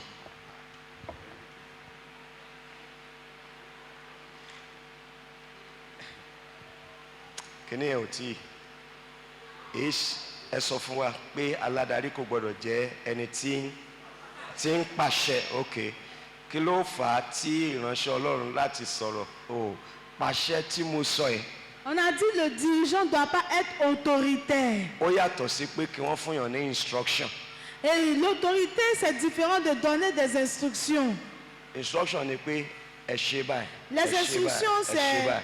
dire par exemple, faites ní ceci, faites ìbámu cela. bí bíbélì ṣe sọ Faites do you comme si, understand it now? en conformité avec la parole de Dieu. aládarí ní àǹfààní yẹn Le dirigeant a cette nítorí possibilité. pé òun ni olówó àkọ́kọ́ bá sọ̀rọ̀ Parce que c'est à lui que Dieu parle premièrement, kó tó wá sọ fún àwa. avant de nous parler, nous autres. tẹ́ ẹ bá wo ìwé Exodus Et si on va dans le livre de Exode, ní orí 40 chapitre 40, ọ̀rọ̀ tó jẹ jáde ń bẹ̀ la parole qui est sortie ó là-bas, bẹ̀rẹ̀ láti orí 25. A commencé à partir du chapitre 30. olúwa sọ fún Mósè wípé L'Éternel a dit à Moïse que gba ọrẹ de prendre des dons, pé òun fẹ́ máa bá àwọn èèyàn òun pé kó lọ kọ́ de prendre àgọ́ des àjọ offrandes. Il veut construire le parvis de kó sì Dieu. kọ́ àgọ́ àjọ yẹn bí òun ó ṣe fi hàn án. Et qu'il construise aussi de la manière, il va lui dire. Mósè sì gbọ́. Moïse a entendu, il a olúwa écouté. tó wá yan àwọn Oholiabu Et Moïse, l'Éternel a choisi des gens de ó yan Horeb. kan. Il les a choisis. Mósè ó gbọ́ láti ọ̀dọ̀ Ọlọ́run Moïse entend yóò de sọ Dieu. fún Oholiabu ọmọ Uri. Il dit à Horeb, l'enfant Oholiabu de ọmọ Uri. Uri náà òun náà tó sọ fún àwọn tó jọ ń kọ́. Et lui aussi, il dit aux autres. tẹ́ bá wá dé orí tí mo sọ yẹn Et quand vous arrivez dans le bóyá kí a lọ wò chapitre, láti verse 16 à partir du verset 16, phrase kan common ó ní bí olúwa ti sọ fún Mósè bí olúwa ti sọ fún Mósè òun náà fi ń parí gbogbo ọ̀rọ̀ yẹn. Let me quickly jump to chapter 40. Read verse 22. 22, Okay. Read from verse 17. verset 17. Okay, read verse 16. ṣẹ́gbọ́n bẹ́ẹ̀ Mósè ṣe gẹ́gẹ́ bí ohun tí olúwa pa láṣẹ Moïse àbí fit tout ce que l'Éternel lui Ọ̀rẹ́. a ordonné.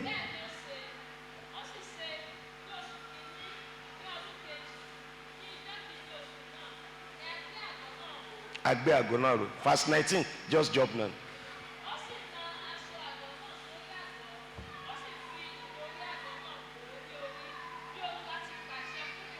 Right, read verse 21.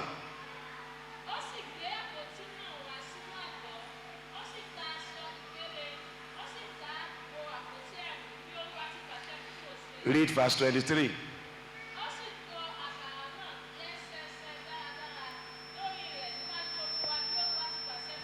Verse 25.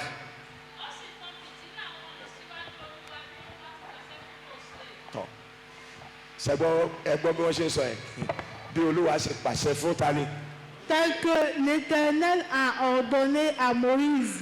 pẹ̀lú gbogbo skill tí Oholiabu ọmọ Uri ní Avec tout ce que Horeb òun kọ́ ni olúwa ń bá sọ̀rọ̀ a fait, c'est pas à lui que l'Éternel parle. ní ọ̀pọ̀lọpọ̀ ìgbà Plusieurs fois, olówó ò ní bá ọmọ ìjọ sọ̀rọ̀ kó tó bá pásítọ̀ sọ̀rọ̀. l'Éternel parlera pas aux fidèles avant d'avoir parlé à son bọ́sí pasteur. yẹn ò túmọ̀ sí pé olówó ò lè bọ́mọ ìjọ Mais sọ̀rọ̀ ça ne veut pas dire que Dieu ne parle pas aux nítorí fidèles. pé a ní ẹ̀mí mímọ́. Parce You qu'on a understand? le Saint-Esprit.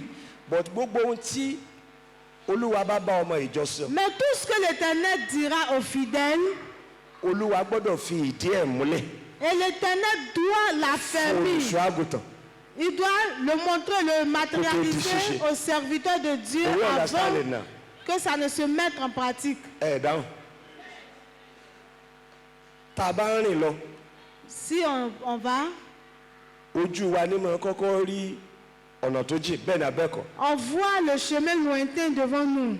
tí ọkọ̀ bá ń bọ̀ Et quand il y a un véhicule qui ojú wa arrive, ń rí àbí on le verra de tó bá loin. súnmọ́ tó bá tẹ fèrè kí ni ó Et ṣẹlẹ̀ quand il commence à etí klaxonner, ó gbọ́ bẹ́ẹ̀ ni nos abẹ́kọ̀ oreilles vont l'entendre. bí ó bá ti ń súnmọ́ Quand kí il ẹsẹ̀ se wa náà máa rapproche, filẹ̀ au tó bá yẹ fur- pé rélùwéè ni Et à ṣáàtì rẹ̀ mesure, lórí rélùwéè rí yóò ti mọ̀ mi gbígi gbígi et gbígi, quand c'est un gbígi, train, gbígi. vous allez sentir. so ojú ti rí L'œil ti l'a gbọ́. vu, gbogbo ara l'oreille yòókù l'a náà ti bẹ̀rẹ̀ sí kíni entendu, et ó ti bẹ̀rẹ̀ sí tous ní rí les ìmọ̀lára sens rẹ̀ ont senti sa présence. tí a bá ń rìn lọ lókùnkùn Et quand on marche dans l'ombre tó dò sẹ́rọ̀ et que la pluie tombe, tí ẹsẹ̀ wa bá wọ inú omi quand on met les pieds dans l'eau, yóò pass information yẹn sí gbogbo ça ara va yòókù passer l'information brain dans ni tout yóò le corps interpret ẹ̀ et le cerveau va yóò interpréter sì mú instruction mi wá et il va donner d'autres Il y a quoi, on est là? instructions qui va nous dire de quitter là. àkọ́kọ́ tí ẹsẹ̀ wọ̀ kí ló dé tí ọ̀yà kú ń bẹ Et quand le pied rentre dans l'eau, pourquoi le pied ne s'écarte pas information yẹn directement? ò tí ì dé orí Parce que l'information n'est pas encore arrivée au cerveau. bí ọ̀rọ̀ ìṣiṣẹ́ Ọlọ́run nínú ìjọ ṣe Et rí c'est nìyẹn. comme ça que se déroule l'œuvre de Dieu dans l'église. orí ni ojú wà Les yeux sont au niveau Orí ni du etí wà. cerveau. L'oreille est au niveau du orí ni imú cerveau. wà orí ni ọpọlọ wà. Le cerveau est tout est dans le crâne. All the sense organs are Et located there. tous les sens de l'organe humain est nínú dans ara le tó kù crâne. náà, Et dans le reste du àwọn corps, ẹ̀yà ara kan wà tó ẹ pé téèyàn ọba ni èèyàn ò lè sí láyé. il y a des parties du corps, quand on n'a pas, on ne peut pas téèyàn ọba vivre. ní ọkàn kò Quand lè tu sí n'as pas láyé. de cœur, tu ne peux pas vivre. tí ọba ní kíndìnrín kò lè sí Tu láyé. n'as pas de rein, tu ne peux pas vivre. ó túmọ̀ sí pé ara náà ṣe pàtàkì. Ça veut dire que le reste du corps aussi est ẹ wá lè important. kó awuyewuye láàrin orí àti Mais ara. il n'y a pas de mésentente entre Nítorí la tête wípé et le reste du corps. wọ́n sopọ̀ dáindáin. Parce qu'ils sont unis. òun ni ìbéèrè tí C'est bàbá la ọ̀sánà béèrè question lẹ́ẹ̀kan tó fi ṣe pàtàkì. Que papa a posé. níbi tí àṣepọ̀ tó dán mọ́rán tí Là ò sí où tap bá wà láàrin Il y a l'unité, il y a l'entente. kò ní sí Il y a une wàhálà bonne yìí. collaboration entre le serviteur de Dieu et ses fidèles. Il n'y aura pas mo de rò pé ó ti yé wa báyìí mésentente. sìn. tó bá jẹ́ wípé ọmọ ìjọ yẹn ló right. Et si c'est le fidèle qui a raison, tí pásọ kan fẹ́ ṣe as pastor concern. et le pasteur veut se glorifier comme un pasteur, sùúrù lẹni yẹn nílò. cette personne a besoin de kò nílò láti patience. jàǹpátá. Il n'a même pas besoin kò même nílò de láti sọ̀rọ̀ òdì sí pásọ. bouder. Il ne doit pas dire des mauvaises paroles. ohun tó bá jẹ́ ohun ọlọ́run Parce que tout ce qui est parole de Dieu yóò wá sí ìmúṣẹ. va s'accomplir. ṣùgbọ́n ní ọ̀pọ̀lọpọ̀ ìgbà Mais plusieurs fois, àwọn ìfẹ́ ní sùúrù. on ne veut pas être patient. tí èèyàn bá sì ti bọ́ sínú àṣìṣe agídí Et quand tu tombes, bóyá gẹ́gẹ́ bí pásọ quand tu láì tombes dans les erreurs, even bí ẹ̀mí bá ń sọ̀rọ̀ kò ní gbọ́ mọ́. même si l'esprit te parle, tu ne vas pas entendre. tí ẹ bá wá tún sọ̀rọ̀ yẹn yóò di nǹkan mi. Et si on veut continuer à parler de ça, ça va tó bá jẹ́ devenir ẹni autre tí ó ti chose. backslide gan ẹni tó ti jálulẹ̀ nínú Et ẹ̀. une personne qui est déjà tí ọ̀rọ̀ tombée yẹn bá le jù ó lè sọ pé spirituellement, òun fi àṣẹ ìpè bá ti yín jẹ́. et souvent même il va dire, il va prendre l'autorité de l'appel pour détruire tó bá leur sọ̀rọ̀ òdì vie. yóò wá sí ìmúṣẹ o. Et s'il dit des paroles méprisantes, ça lísìn va ní pé arriver. àtòrí aládarí Parce que il est le olúwo òfin dirigeant. lé ọmọ ẹ̀yìn lọ́wọ́. Le dirigeant, Bó tilẹ̀ jẹ́ l'autorité du wípé- dirigeant n'est pas dans la main des bó fidèles. tilẹ̀ jẹ́ pé kì í fọwọ́ ra aládarí lórí. Même si Dieu ne caresse pas, ṣé ó yẹ yín ṣá ṣé nǹkan tí mo sọ yìí yé wa. ọlọ́run yẹn disgrace aládarí. et Dieu n'humilie pas le dirigeant. nítorí pé òun ló yàn. Parce que c'est lui qui a été choisi. ṣùgbọ́n tó bá ṣe àṣìṣe Mais s'il fait une erreur, yóò bá wí. Dieu va le réprimander. tójú akatabawalé ẹnu adìẹ kọ́ láti gbọ́ mo rò pé yé wa báyìí ń sìn. so ẹni yóò máa wá lọ ṣìpẹ̀ nínú àdúrà pé olúwa ẹ Et bá la pásítọ̀ personne sọ̀rọ̀. va aller intercéder dans la ẹ jẹ́ kí prière. òye nǹkan tá à ń sọ yìí kó yé Il wọn. dira, Seigneur, permets que ton serviteur puisse comprendre ce qu'on lui tó bá yẹ dit. pé pásítọ̀ tó ń rìn nínú ẹ̀mí. Et si c'est un pasteur qui est vraiment dans le spirituel, ìwúrí ìfẹ́ san sọ pé hey bro Yeyemi please ọ̀rọ̀ tẹ́ ẹ sọ lọ́jọ́ in fact il dira, ah, la parole que tu olúwa as ti dit là, confirm ẹ̀ fún mi. l'Éternel m'a confirmé cela. bó ṣe máa rí nìyẹn. Et c'est fini. inú ẹni yẹn ló wà á dùn pé òun tẹ̀ lè gbóhùn ọlọ́run. Et cette personne sera contente qu'elle peut entendre la voix de Dieu inú aussi. pásọ ni ó sọ wípé nǹkan kò nu ìjọ ọlọ́run.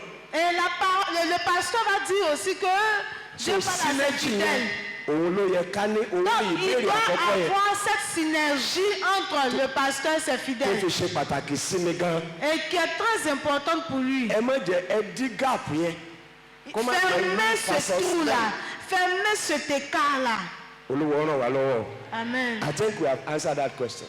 Did we answer it? All right. Okay.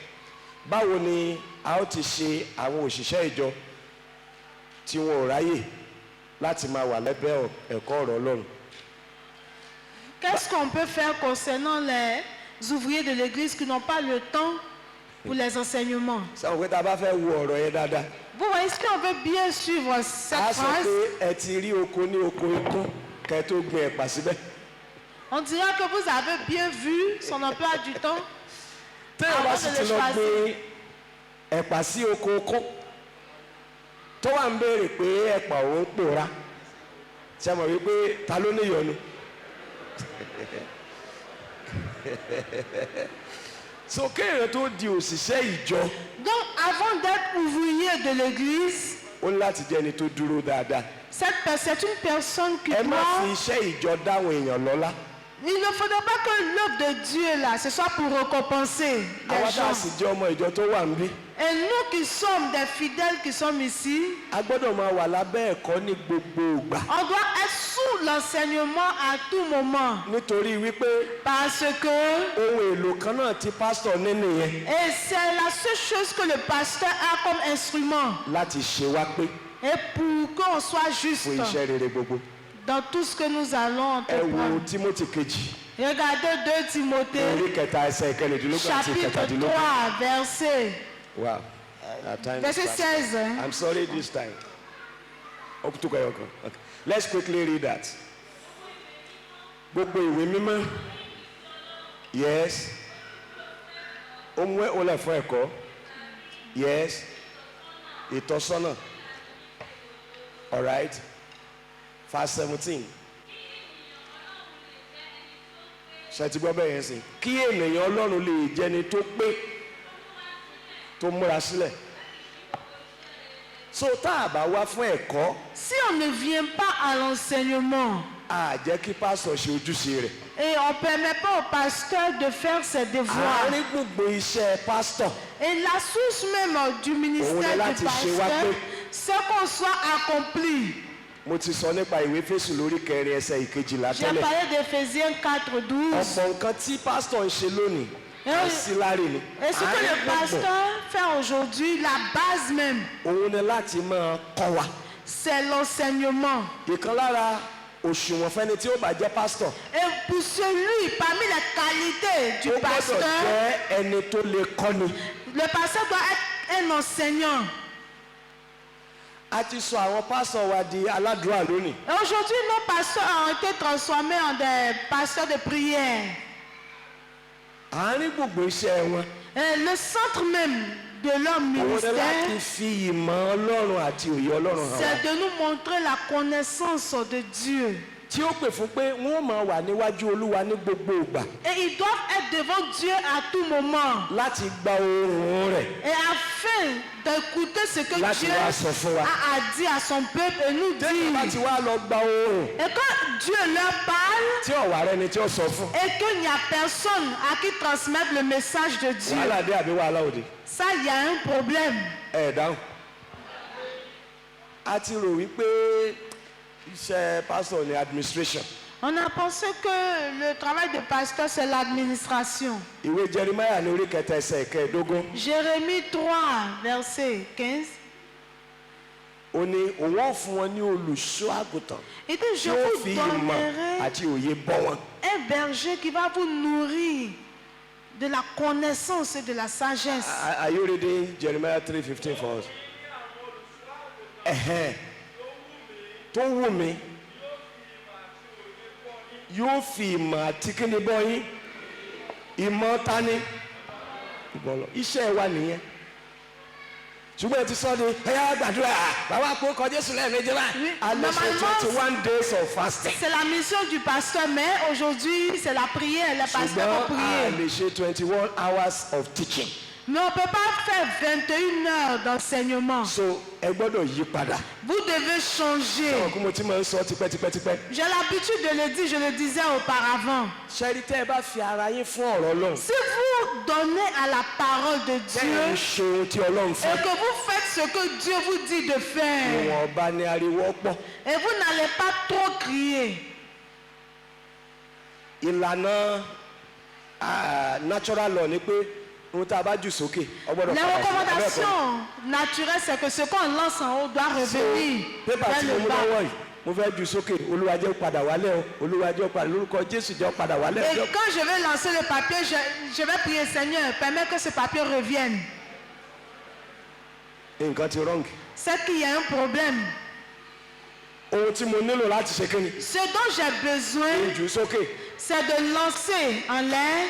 tátẹ́gùn bá gbé e lọ gbàgbé Et bá quand le ilẹ̀ vent náà ní va padà bọ̀. l'emporter, yóò sì ṣe bí ẹ̀yin bá fetí sí ohùn Olúwa Ọlọ́run Et si vous écoutez la voix de l'Éternel et que vous obéissez à ses recommandations, àwọn ìbùkún yóò máa lé yín káàkiri. voici les bénédictions qui vous suivront. So ẹ má jẹ́ kí àwọn kan máa fi búrẹ́dì kó yín ní omi ọbẹ̀. Ne permettez pas qu'on vous trompe. tí wọ́n wá náà wá tí wọ́n náà wá tí wọ́n sọ pé yes wà kígbe bí ẹni tí ejò bù jẹ. Tu vas prier comme celui qui va plus prier. Tu vas faire ceci, tu vas faire cela. wà á korúkọ Jésù lẹ́ẹ̀mejì. Tu vas invoquer le nom de Jésus cette fois. Tu vas mettre le feu. irọ́ ni gbogbo ẹ̀. Tout ça, c'est du mensonge. ìbùkún ni fún ọkùnrin náà. Béni soit cet homme qui ó ne ní s'assoit dídùnnú pas et rẹ̀ ne ní s'arrête ṣíṣe pas. yóò wá dàbí igi tá a gbèsè. Il ohun sera gbogbo tó bá dáwọ́ lé comme un arbre yóò ṣe rere planté nínú dans rẹ̀. de bons pâturages et qui aura de bons fruits. ẹ̀wọ̀n Ọlọ́run nìyẹn. Et c'est ce que Dieu so a mo sì rọ ẹ̀yin pásítọ̀ wa náà ẹ má backslide. Les pasteurs, je vous le dis. ẹ lè rò pé nǹkan tí ń rìn lọ́wọ́lọ́wọ́ nìyẹn. Vous pouvez dire c'est ce qui est à la mode kò ní maintenant. last. Mais ça n'a pas de sens. kò lè last. so ẹ jókòó ti ọ̀rọ̀ Ọlọ́run ẹ fi bọ́ àwọn Asseyez-vous sur la parole de Dieu et enseignez le peuple de Dieu, même si c'est 2 fidèles seulement que vous avez. bẹ́ẹ̀ bá ní ìsìn wákàtí méjì. Si vous avez plus de 2 heures, wákàtí kan nù rẹ̀. 1 heure dans les 2 heures, 1 heure. ẹ fi sọ̀rọ̀ Ọlọ́run kẹ́ fi gbàdúrà. Vous devrez parler de la parole de Dieu et prier. ìdí ni wípé àdúrà ẹlẹ́ṣẹ̀ ohun ìríra ni lójú Olúwa. Raison parce que la prière du pécheur est semblable au péché, à la sainteté devant Dieu. ọwọ́ ń gbàwẹ̀ bíríbírí. Quelqu'un qui vient de battre sa femme et qui rentre dans un jeûne sec. ẹnìkan ṣe sọ̀rọ̀ sí ọkọ ẹ̀ tán. Quelqu'un qui vient de rabaisser ọwọ́ wá son sí mari pàdé àdúrà lọ́jọ́ Wednesday. et qui vient maintenant prier. ẹ wá ní pé kó ké bí ẹni tí ajá Et kù vous jẹ. lui dites de prier comme celui qui a été mordu par le chien. nínú kí ahọ́n rẹ̀ yọ lẹ́lẹ̀. Même si sa langue même tombe. kó kọ́kọ́ lọ yanjú Il tàkọ́kọ́ yẹn náà. faudrait qu'elle parte régler ce qu'elle a commencé d'abord. tó bá mú ọrẹ bọ̀ wá sí church báyìí tó bá mú ọrẹ. Si tu viens avec des offrandes à ọwọ́ rántí l'église pé ìwà àtẹnìkan ní gbólóhùn aṣọ. et tu te rappelais que tu as une mésentente avec kọ́kọ́ lọ quelqu'un, yanjú ẹ̀ kó tó máa wá on bọ̀ dit rẹ. d'aller régler ça d'abord avant d'envoyer l'offrande. These are the issues. So pastors, let me beg you. Donc, pasteur, je vous exhorte, Create space for the word of God. il faut chercher la place pour la parole de Teach Dieu. it, proclaim it, stand by it, do everything with the Il word of faut God. enseigner, il faut proclamer tout dans la parole de Dieu. You will see the results. Et tu vas voir le Pastor, résultat. àwọn èèyàn ò ní wá pẹ̀lú owó tẹ́ ń wí yìí. Wọ́n lè má tètè wá ṣùgbọ́n wọ́n ń bọ̀. Les gens peuvent ne pas venir à temps, mais ils viendront. Ní chọ́ọ̀chì tiwa, àwọn tó ń wá Bible study mọ́ pọ̀ ju ẹni tó ń wá sí prayer meeting lọ. Ẹ̀yin ṣáà ti dé chọ́ọ̀chì wa ni. Vous connaissez son église. And mi ò nílò láti máa lọ police station.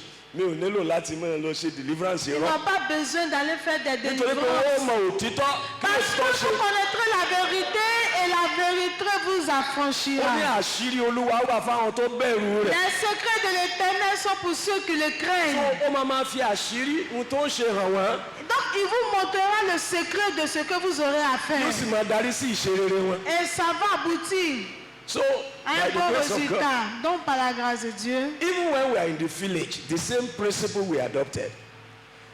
So, ọ̀rọ̀ Ọlọ́run, ẹ̀yin tẹ́ sì jókòó yìí náà. La parole de Dieu, vous qui êtes assis, Ọ̀rọ̀ Ọlọ́run ẹ ṣe fún information pé kẹ́kàn gbọ́ lásán. la parole de Dieu, c'est pas juste une information. Gbogbo ohun tí ọ̀rọ̀ Ọlọ́run bá sọ wípé kẹ́ ẹ ṣe, Tout ce que la parole de Dieu vous dit de faire, lẹ́mọ̀ ṣe. vous devrez le faire. Gbogbo ìlérí tí ọ̀rọ̀ Ọlọ́run bá wí, ẹ gbàgbọ́. Et toutes les promesses de la parole de Dieu, vous devez avoir la Ìlérí foi en yẹn lẹ́mọ̀ sọ cela. jáde lẹ́nu. Et sur les promesses que vous allez dire. Yà òdele, òde òní. Torí a ti kọ́ wípé Parce qu'il est écrit ojú que òní ti wà ní àkókò je n'ai èèyàn. pas honte. Ní àkókò èèyàn ayò. Au moment, You understand? Àwọn ọ̀rọ̀ Ọlọ́run la máa sọ jáde. Ṣé Et bí c'est èèyàn la bá ṣe ń ronú parole de nínú Dieu rẹ̀ qu'on va báyìí ni ó ṣe dire. máa rí o. et de ce que vous pensez en vous, So là, c'est ce onísàmù qui sọ peut pé se ọ̀rọ̀ rẹ̀ réaliser. ni mo pamọ́ síbo. La Bible dit c'est ta parole que je garde dans mon cœur. ẹ jẹ́ fún yín ní assignment. Je vais vous donner un ẹ examen. ló gbogbo ọ̀sẹ̀ yìí kẹ́ ẹ lọ ka Psalm 119. Allez-y lire le livre de Psaume 119 durant cette semaine. ẹ rí ipò tí onísáàmù tu ọ̀rọ̀ Ọlọ́run sí nínú ayé. Vous verrez la place qu'occupe la parole de Dieu. àrà tí ọ̀rọ̀ Ọlọ́run máa dá nínú ayé. Et les bienfaits de la parole de Dieu dans la vie de l'être àní tí humain. ṣe nǹkan súkásúká pé ẹ ṣáàjà gbàdúrà ẹ ṣáàjà gbàdúrà ó yẹ kẹ́ ẹ béèrè pé ìta àgbà lánàá kí ló ṣẹlẹ̀. Et vous devez demander, mais ce qu'on a dit, qu'est-ce qui s'est passé? Jésù ní bí ẹ̀yin bá ń gbénú mi tí ọ̀rọ̀ mi sì ń gbénú yín. Jésus dit, si vous vivez en moi et que ma Nígbà yẹn parole lẹ́ béèrè est en ohun. vous, ẹ ṣe. et vous allez demander ó tout ní ce que vous bàbá allez yín tó wà demander. lọ́run ó mọ̀ pé ẹ nílò àwọn nǹkan wọ̀nyí. On vous le donnera. Votre ṣùgbọ́n ẹ Père kọ́kọ́ dans ṣe les kí ni cieux, ẹ wá ìjọba c'est rẹ̀. que vous avez besoin de cela, mais cherchez premièrement le royaume des cieux. fọ́múlà kan ò ju bẹ́ẹ̀ yẹn lọ nà. C'est tout. èèyàn kan torí pé òun ní sanwó ilé òun ló Parce sanwó qu'on lọ doit skul payer le loyer, on doit payer les factures. ọkọ ti wá di gbẹ́dẹ̀ abẹ́ rẹ̀. Donc le mari On va est voir si devenu prayer autre meeting. chose. Et On va elle voir vient les à adresses. l'église, on dit Les de adresses. prier. ẹ kọ́kọ́ lọ respect ọkọ ẹ̀ ń lé náà. Dites-lui d'aller respecter son mari d'abord. ó ní sọ fún olódodo yóò ṣe kí ni yóò dà fún. so wọn à nílò láti ṣàdúrà fún olódodo kó tó dà fún. On n'a pas besoin de prier pour le juste, pour sa nítorí pé réussite. òdodo ti ní agbára láti mú kó dà Parce fún que yàn. la justice même là est une source de réussite. so pastors please let me beg you again. Donc je feed vous en these people with the prie. word of God.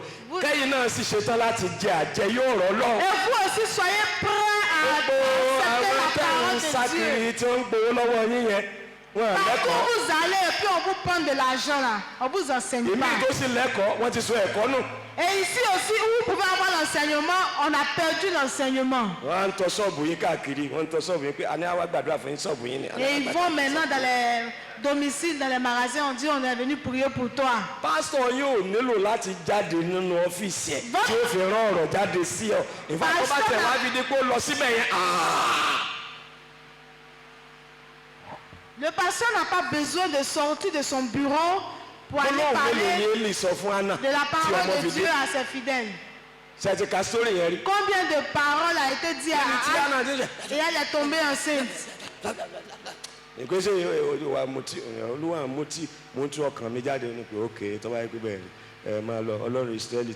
Il dit lui s'il est ainsi que le kódà Dieu kò d'Israël Jèhófà est lẹ́ẹ̀mẹ́wàá ceci. àbí ohun tó ṣẹlẹ̀ nìyẹn. nígbà tí sí Anna wà ń padà bọ̀ wọ́n gbọ́ ọmọ wa àbí ògbé wa. Lorsque Anne est revenue, elle est revenue avec un enfant. àmì àìgbàgbọ́ ni à ń dákọ Jésù lẹ́ẹ̀mẹ́ta. Et c'est parce qu'on n'a pas la foi qu'on invoque Jésus 3 fois. níbo ni orúkọ Jésù wá di wọ́lùkọlù bẹ́ẹ̀.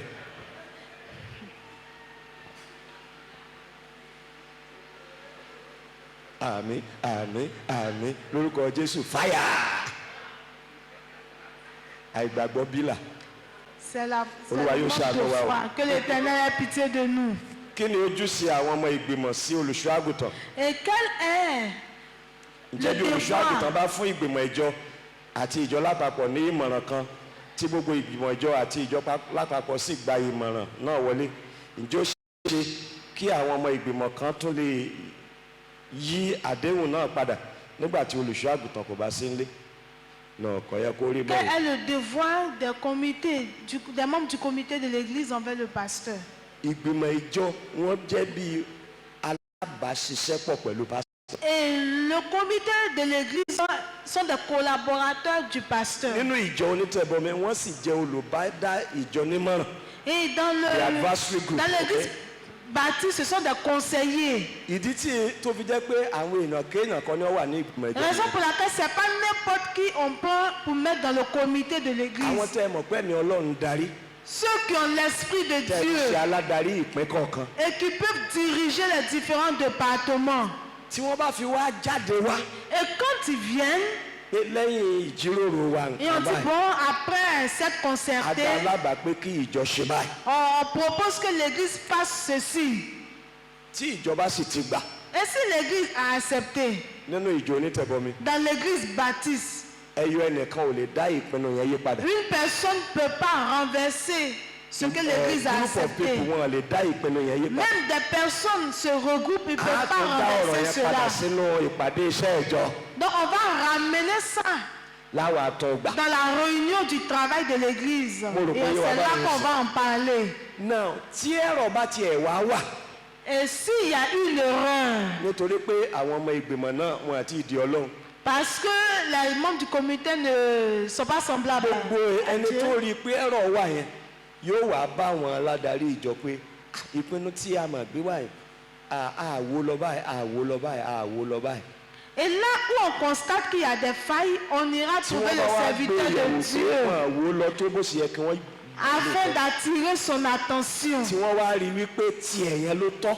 Et si on voit qu'en vérité il a raison, il est sur le ojúṣe droit olùṣọ́ àgùntàn chemin, láti tó pe ìgbìmọ̀ padà. le devoir du serviteur de Dieu c'est de rappeler le ọ̀rọ̀ comité. tí tá a sọ lọ́jọ́ yẹn àwo lọ báyìí Et là àwo lọ dit, báyìí. la parole de la dernière fois, on n'est pas allé sous cet angle. nípa orí ọ̀fẹ́ ọlọ́run olúwo òfin wá sókòkò.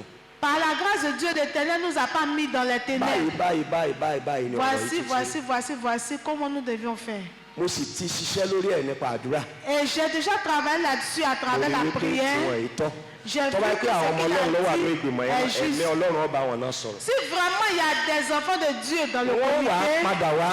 ils vont accepter et ils vont revenir. bóyá emergency church and conference tàbí lórí lẹ́yìn ìsìn Ou pastor bien ní après right le láti culte, sọ fún wa ou bien ils vont faire une réunion pé ọ̀rọ̀ tí extraordinaire. a gbé wá lọ́jọ́ sí o Ils diront, ah, ce qu'on a dit la lẹ́yìn ìgbà tá a dernière tún ká fois, tán après, a tún fi ojú mi wò après on a a sì rí vu, i tá a bá ṣe tàkọ́kọ́ on a vu que si on fait ce qu'on a kò décidé, ní mú èso tó wá so ça va nípa pas orí ọ̀fẹ́ ọlọ́run produire comme on ìgbìmọ̀ ti veut. sọ wípé Donc, le comité a dit que, and that is the end of the matter.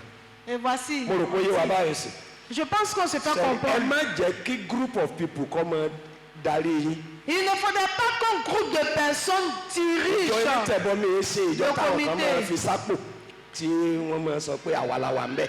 Et l'église bóyá nípa baptiste owó tí ń bẹ lọ́wọ́ wọn n'appartient pas bóyá à nípa quelqu'un. ọjọ́ orí wọn Peut-être par bóyá leur nípa âge, anything. ou bien parce que Dieu les a bénis ou autre chose. ìjọ ta máa ń ṣe ìpinnu papọ̀. Et c'est une église où on prend des décisions ensemble.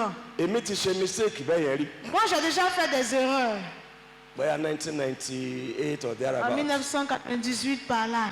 now iṣẹ́ ìjèrè ọkàn wa mímú ìrè lọ sọ́dọ̀ àwọn ẹ̀yà tí ò tí ì gbọ́ rárá Et ils sont allés faire l'évangélisation ó bẹ̀rẹ̀ sí ní fẹjú. et ça a commencé à prendre de l'ampleur. ó wá wá sọ́kàn mi wípé Et c'est venu dans son cœur que a lè gádà àwọn ọmọ ọlọ́run ils avaient besoin des serviteurs, des enfants de Dieu. ká pín ìran yẹn fún wọn Et ils devaient partager cette vision avec ká wá eux. rèsì owó Et aussi faire une collecte ká wá d'argent. rèsì yẹn ká wá fix ẹ̀ Et l'argent là, ils allaient le fixer. àwọn èrè tó bá wá ń wá ká máa fi bá iṣẹ́ yẹn lọ.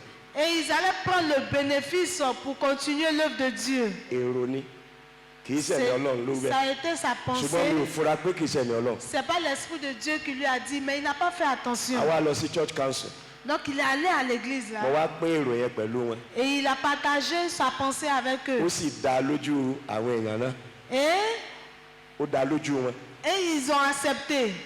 àbágbà Ils ont accepté. bó bá ṣe kúrò ní church council tí mo délé Mais quand il est quitté à l'église, qu'il est arrivé à la maison, olúwa sọ pé fọ́múlà tiẹ̀ nìyẹn o l'Éternel lui a dit, ça là, c'est ta pensée. pé ó dá lójú rẹ̀ C'est bon, c'est agréable à ṣùgbọ́n bó tes ti yeux. kọ́ ṣe kọ́ nìyẹn. C'est agréable à tes yeux, mais ce ne sera pas possible. bó ṣe di ọjọ́ kejì Le lendemain, gbàyàn yìí máa ń ṣe ìsìn àṣálẹ́ en ce moment, on faisait le culte dans la soirée. mo bá ní kí àwọn ọmọ ìgbìmọ̀ dúró Et il a dit au comité de rester. nígbà tí wọ́n sì dúró Et quand ils sont restés, mo ní mo sọ́ọ̀rì pé mo mislead yín lánàá il dit, ah, je m'excuse hein, pour ce que j'ai dit hier. pé èrò yẹn olúwa jẹ́ kí n mọ̀ pé láti inú ọpọlọ ló ti wá L'Éternel m'a fait savoir que c'était moi-même ma sọ pensée. pé òun ò dẹ̀ fẹ́ Donc- òun ò fẹ́ rìn bẹ́ẹ̀ Donc c'est impossible, on ne fera tó pas níṣẹ́ bá ce sì qu'on ní bó a òun sì dit. ṣiṣẹ́ òun kọ́ òun kí ni tiwa. Et si l'Éternel même dit, il ne veut pas, et nous? àwọn kan sọ wípé bọ̀ pásítọ̀ kò sí ohun tó rọ̀ nínú kíní Il y a des gens qui ont dit, mais ṣé báwọn pasteur, ọmọ ọlọ́run náà il ni n'y a rien de àṣírí mal ìfẹ́. en cela. ọ̀rọ̀ pé wrong tàbí right kọ́ ni issue Mais je ne vous parle pas de ce ọ̀rọ̀ qui pé est ẹni juste tó ou níṣẹ́ pas. ní òun ọ̀ Mais celui-même qui m'a envoyé dit, on ne doit pas le faire. ẹnìkan bá dìde ó ní kí ni wàhálà báyìí sí Il y a un qui s'est levé et dit, mais il y a quel pásítọ̀ ló ṣí problème? àkíní yìí fún wa lánàá òun náà ló sì tún dé lónìí tó C'est ní parce kí que- what is the Qui problem. a donné l'idée. Il est venu encore, il dit ce n'est plus ça. Où est le problème? bàyá ṣe ká ń sọ̀rọ̀ ẹ nìyẹn. C'est comme ça qu'on a annulé. but mo ń sense nínú ẹ̀mí mi wípé àwọn kan ò sì tí ì gbà náà. Mais dans mon cœur, je savais qu'il y a des gens qui wọ́n n'avaient pas wò encore wípé accepté. kò wrong ṣe báwọn ọmọ ọlọ́run ni ṣe báwọn ọmọ ọlọ́run ni. Ils se disaient que c'était pas. kò ju àkókò díẹ̀ lọ Et peu de temps après, òun ni ìnílò bá dé ní kan lára àwọn pápá ìrere ẹ̀ et c'est comme ça que parmi ceux qu'on partait évangéliser, tí ó sì ná wa ní owó tó pọ̀ díẹ̀ ní táìmù yẹn. et en ce moment, cette personne avait de l'argent, so mo wá ní láti wá kéde et láàrin ìjọ pé j'étais tí obligée. iṣẹ́ wa níbi báyìí a nílò ibi báyìí. J'étais obligée de dire que dans ce département, on avait besoin d'argent. kò sí ohun tó rọ̀ǹgì ni wọ́n ṣe bá a sọ fún pásítọ̀. Et ceux qui ont pensé que ce n'était pas mauvais, ils disent, on a dit au ẹja pasteur, òbí ó sì ṣẹlẹ̀ on va voir comment ça va se passer. bó ṣe di Tuesday Le mardi, arábìnrin kan ọṣẹ ìgbéyàwó òun àti ọkọ ẹ̀ il y a une nouvelle mariée. ó bá wá sí pastorium Elle est venue ce jour-là. ó ní olúwa sọ wípé Elle dit, le Seigneur a dit que owó táwọn ń save táwọn fẹ́ fi ra ilẹ̀ yẹn l'argent qu'elle a gardé pour payer un terrain, ká fi ṣe iṣẹ́ yẹn c'est l'argent-là qu'on doit prendre pour faire l'œuvre. and 100,000 naira that time Et en ce moment, in c'est the une 90s somme you know it's big money. un peu élevée. mi ò fẹ́ tún fẹ́ ṣe àlejò tí ó ṣù béèrè mo ní kọjá ń lọ bí ọlọ́run léèrè Et il lui a dit Tó bá fẹ́ kí n gbà lọ́wọ́ àwọn náà. il va aller demander à Dieu si Dieu permet qu'il padà wá prenne ní l'argent. Thursday pé by Thursday I should be Et able elle to. est revenue le jeudi. And I went back to God and God said he's the one behind it Et il lui a dit que Dieu a accepté, il n'y a pas de souci. and we collected the money. Donc il a récolté l'argent. iye tí ìjọ mú lápò rẹ̀ kún iṣẹ́ yẹn Et l'argent que l'Église a pris dans sa poche pour kò tó compléter nǹkan cette ìgbà œuvre tá a parí ẹ̀ a est tún ní left over minime. ibẹ̀ ni apá oníkálukú ti jábọ́ wípé iṣẹ́ yìí by faith ni ó máa jẹ́ kì í ṣe nípa pé Et c'est là qu'on a compris que cette œuvre, c'était par la foi. so láti gbà yẹn Et à partir de ce tèmi moment, ni kí n gbọ́ pé a fẹ́ ṣí báyìí kí n sì wá moi, kéde pour fún moi, wọn j'écoute et je vous dis, tí wọ́n ní wípé C'est ṣé wàá rí à eux àwọn maintenant. kọ́pù yẹn plot ẹyọ kan náà fẹ́ ra mẹ́ta ni olúwa fi dá padà fún wọn. et vous voyez, Dieu a ramené 3 fois. títí tí mo fi ń bá yín sọ̀rọ̀ yìí Jusqu'à présent où je vous parle, that is what we are doing. last year a ní láti ralẹ̀ ní Liberia fún ìkan lára àwọn church ils ont acheté même des terrains même pour faire d'autres églises. and that will cost about I think $5,000. Taba multiply $5,000 by exchange rate Nigeria is big money. Ils ont acheté même en dollars. But missionary ń pè mí ọkàn mi wúwo díẹ̀ so I now mobilize for prayers. bí mo ṣe send messages round Et the quand next few il a- minutes arábìnrin kan pè mí pé from Osun State pé dádì n fẹ́ fi owó sí kìíní yẹn mo ṣe send the 50,000 Quand il a and that was lancé the l'appel, beginning of the money. une dame l'a appelé et elle lui a fait un òun don náà tó d'argent. wá gbé ìgbésẹ̀ ìgbọràn yẹn èèyàn kan tó ti jẹ́ lówó over bóyá 2 million or thereabout ọ̀dà owó yẹn padà. Et une personne à qui elle devait Pass près de on 2 it. millions de naira, so elle bó a ṣe tún repoussé dá portion of l'argent. it padà ló bá tún dá 500,000 padà pé òun dá padà sí owó olúwa.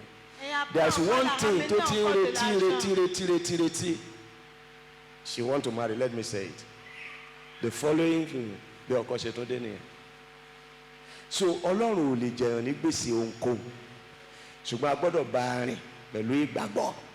Dieu ne doit pas quelque chose so à kí quelqu'un. àwọn kan máa sọ àwọn landlord Avoir ṣọ́ọ̀ṣì la foi. sọ́kà tí mo sọ yẹn yé wa On ne s'autoproclame pas propriétaire de l'église. ẹ̀ dáhùn káwọn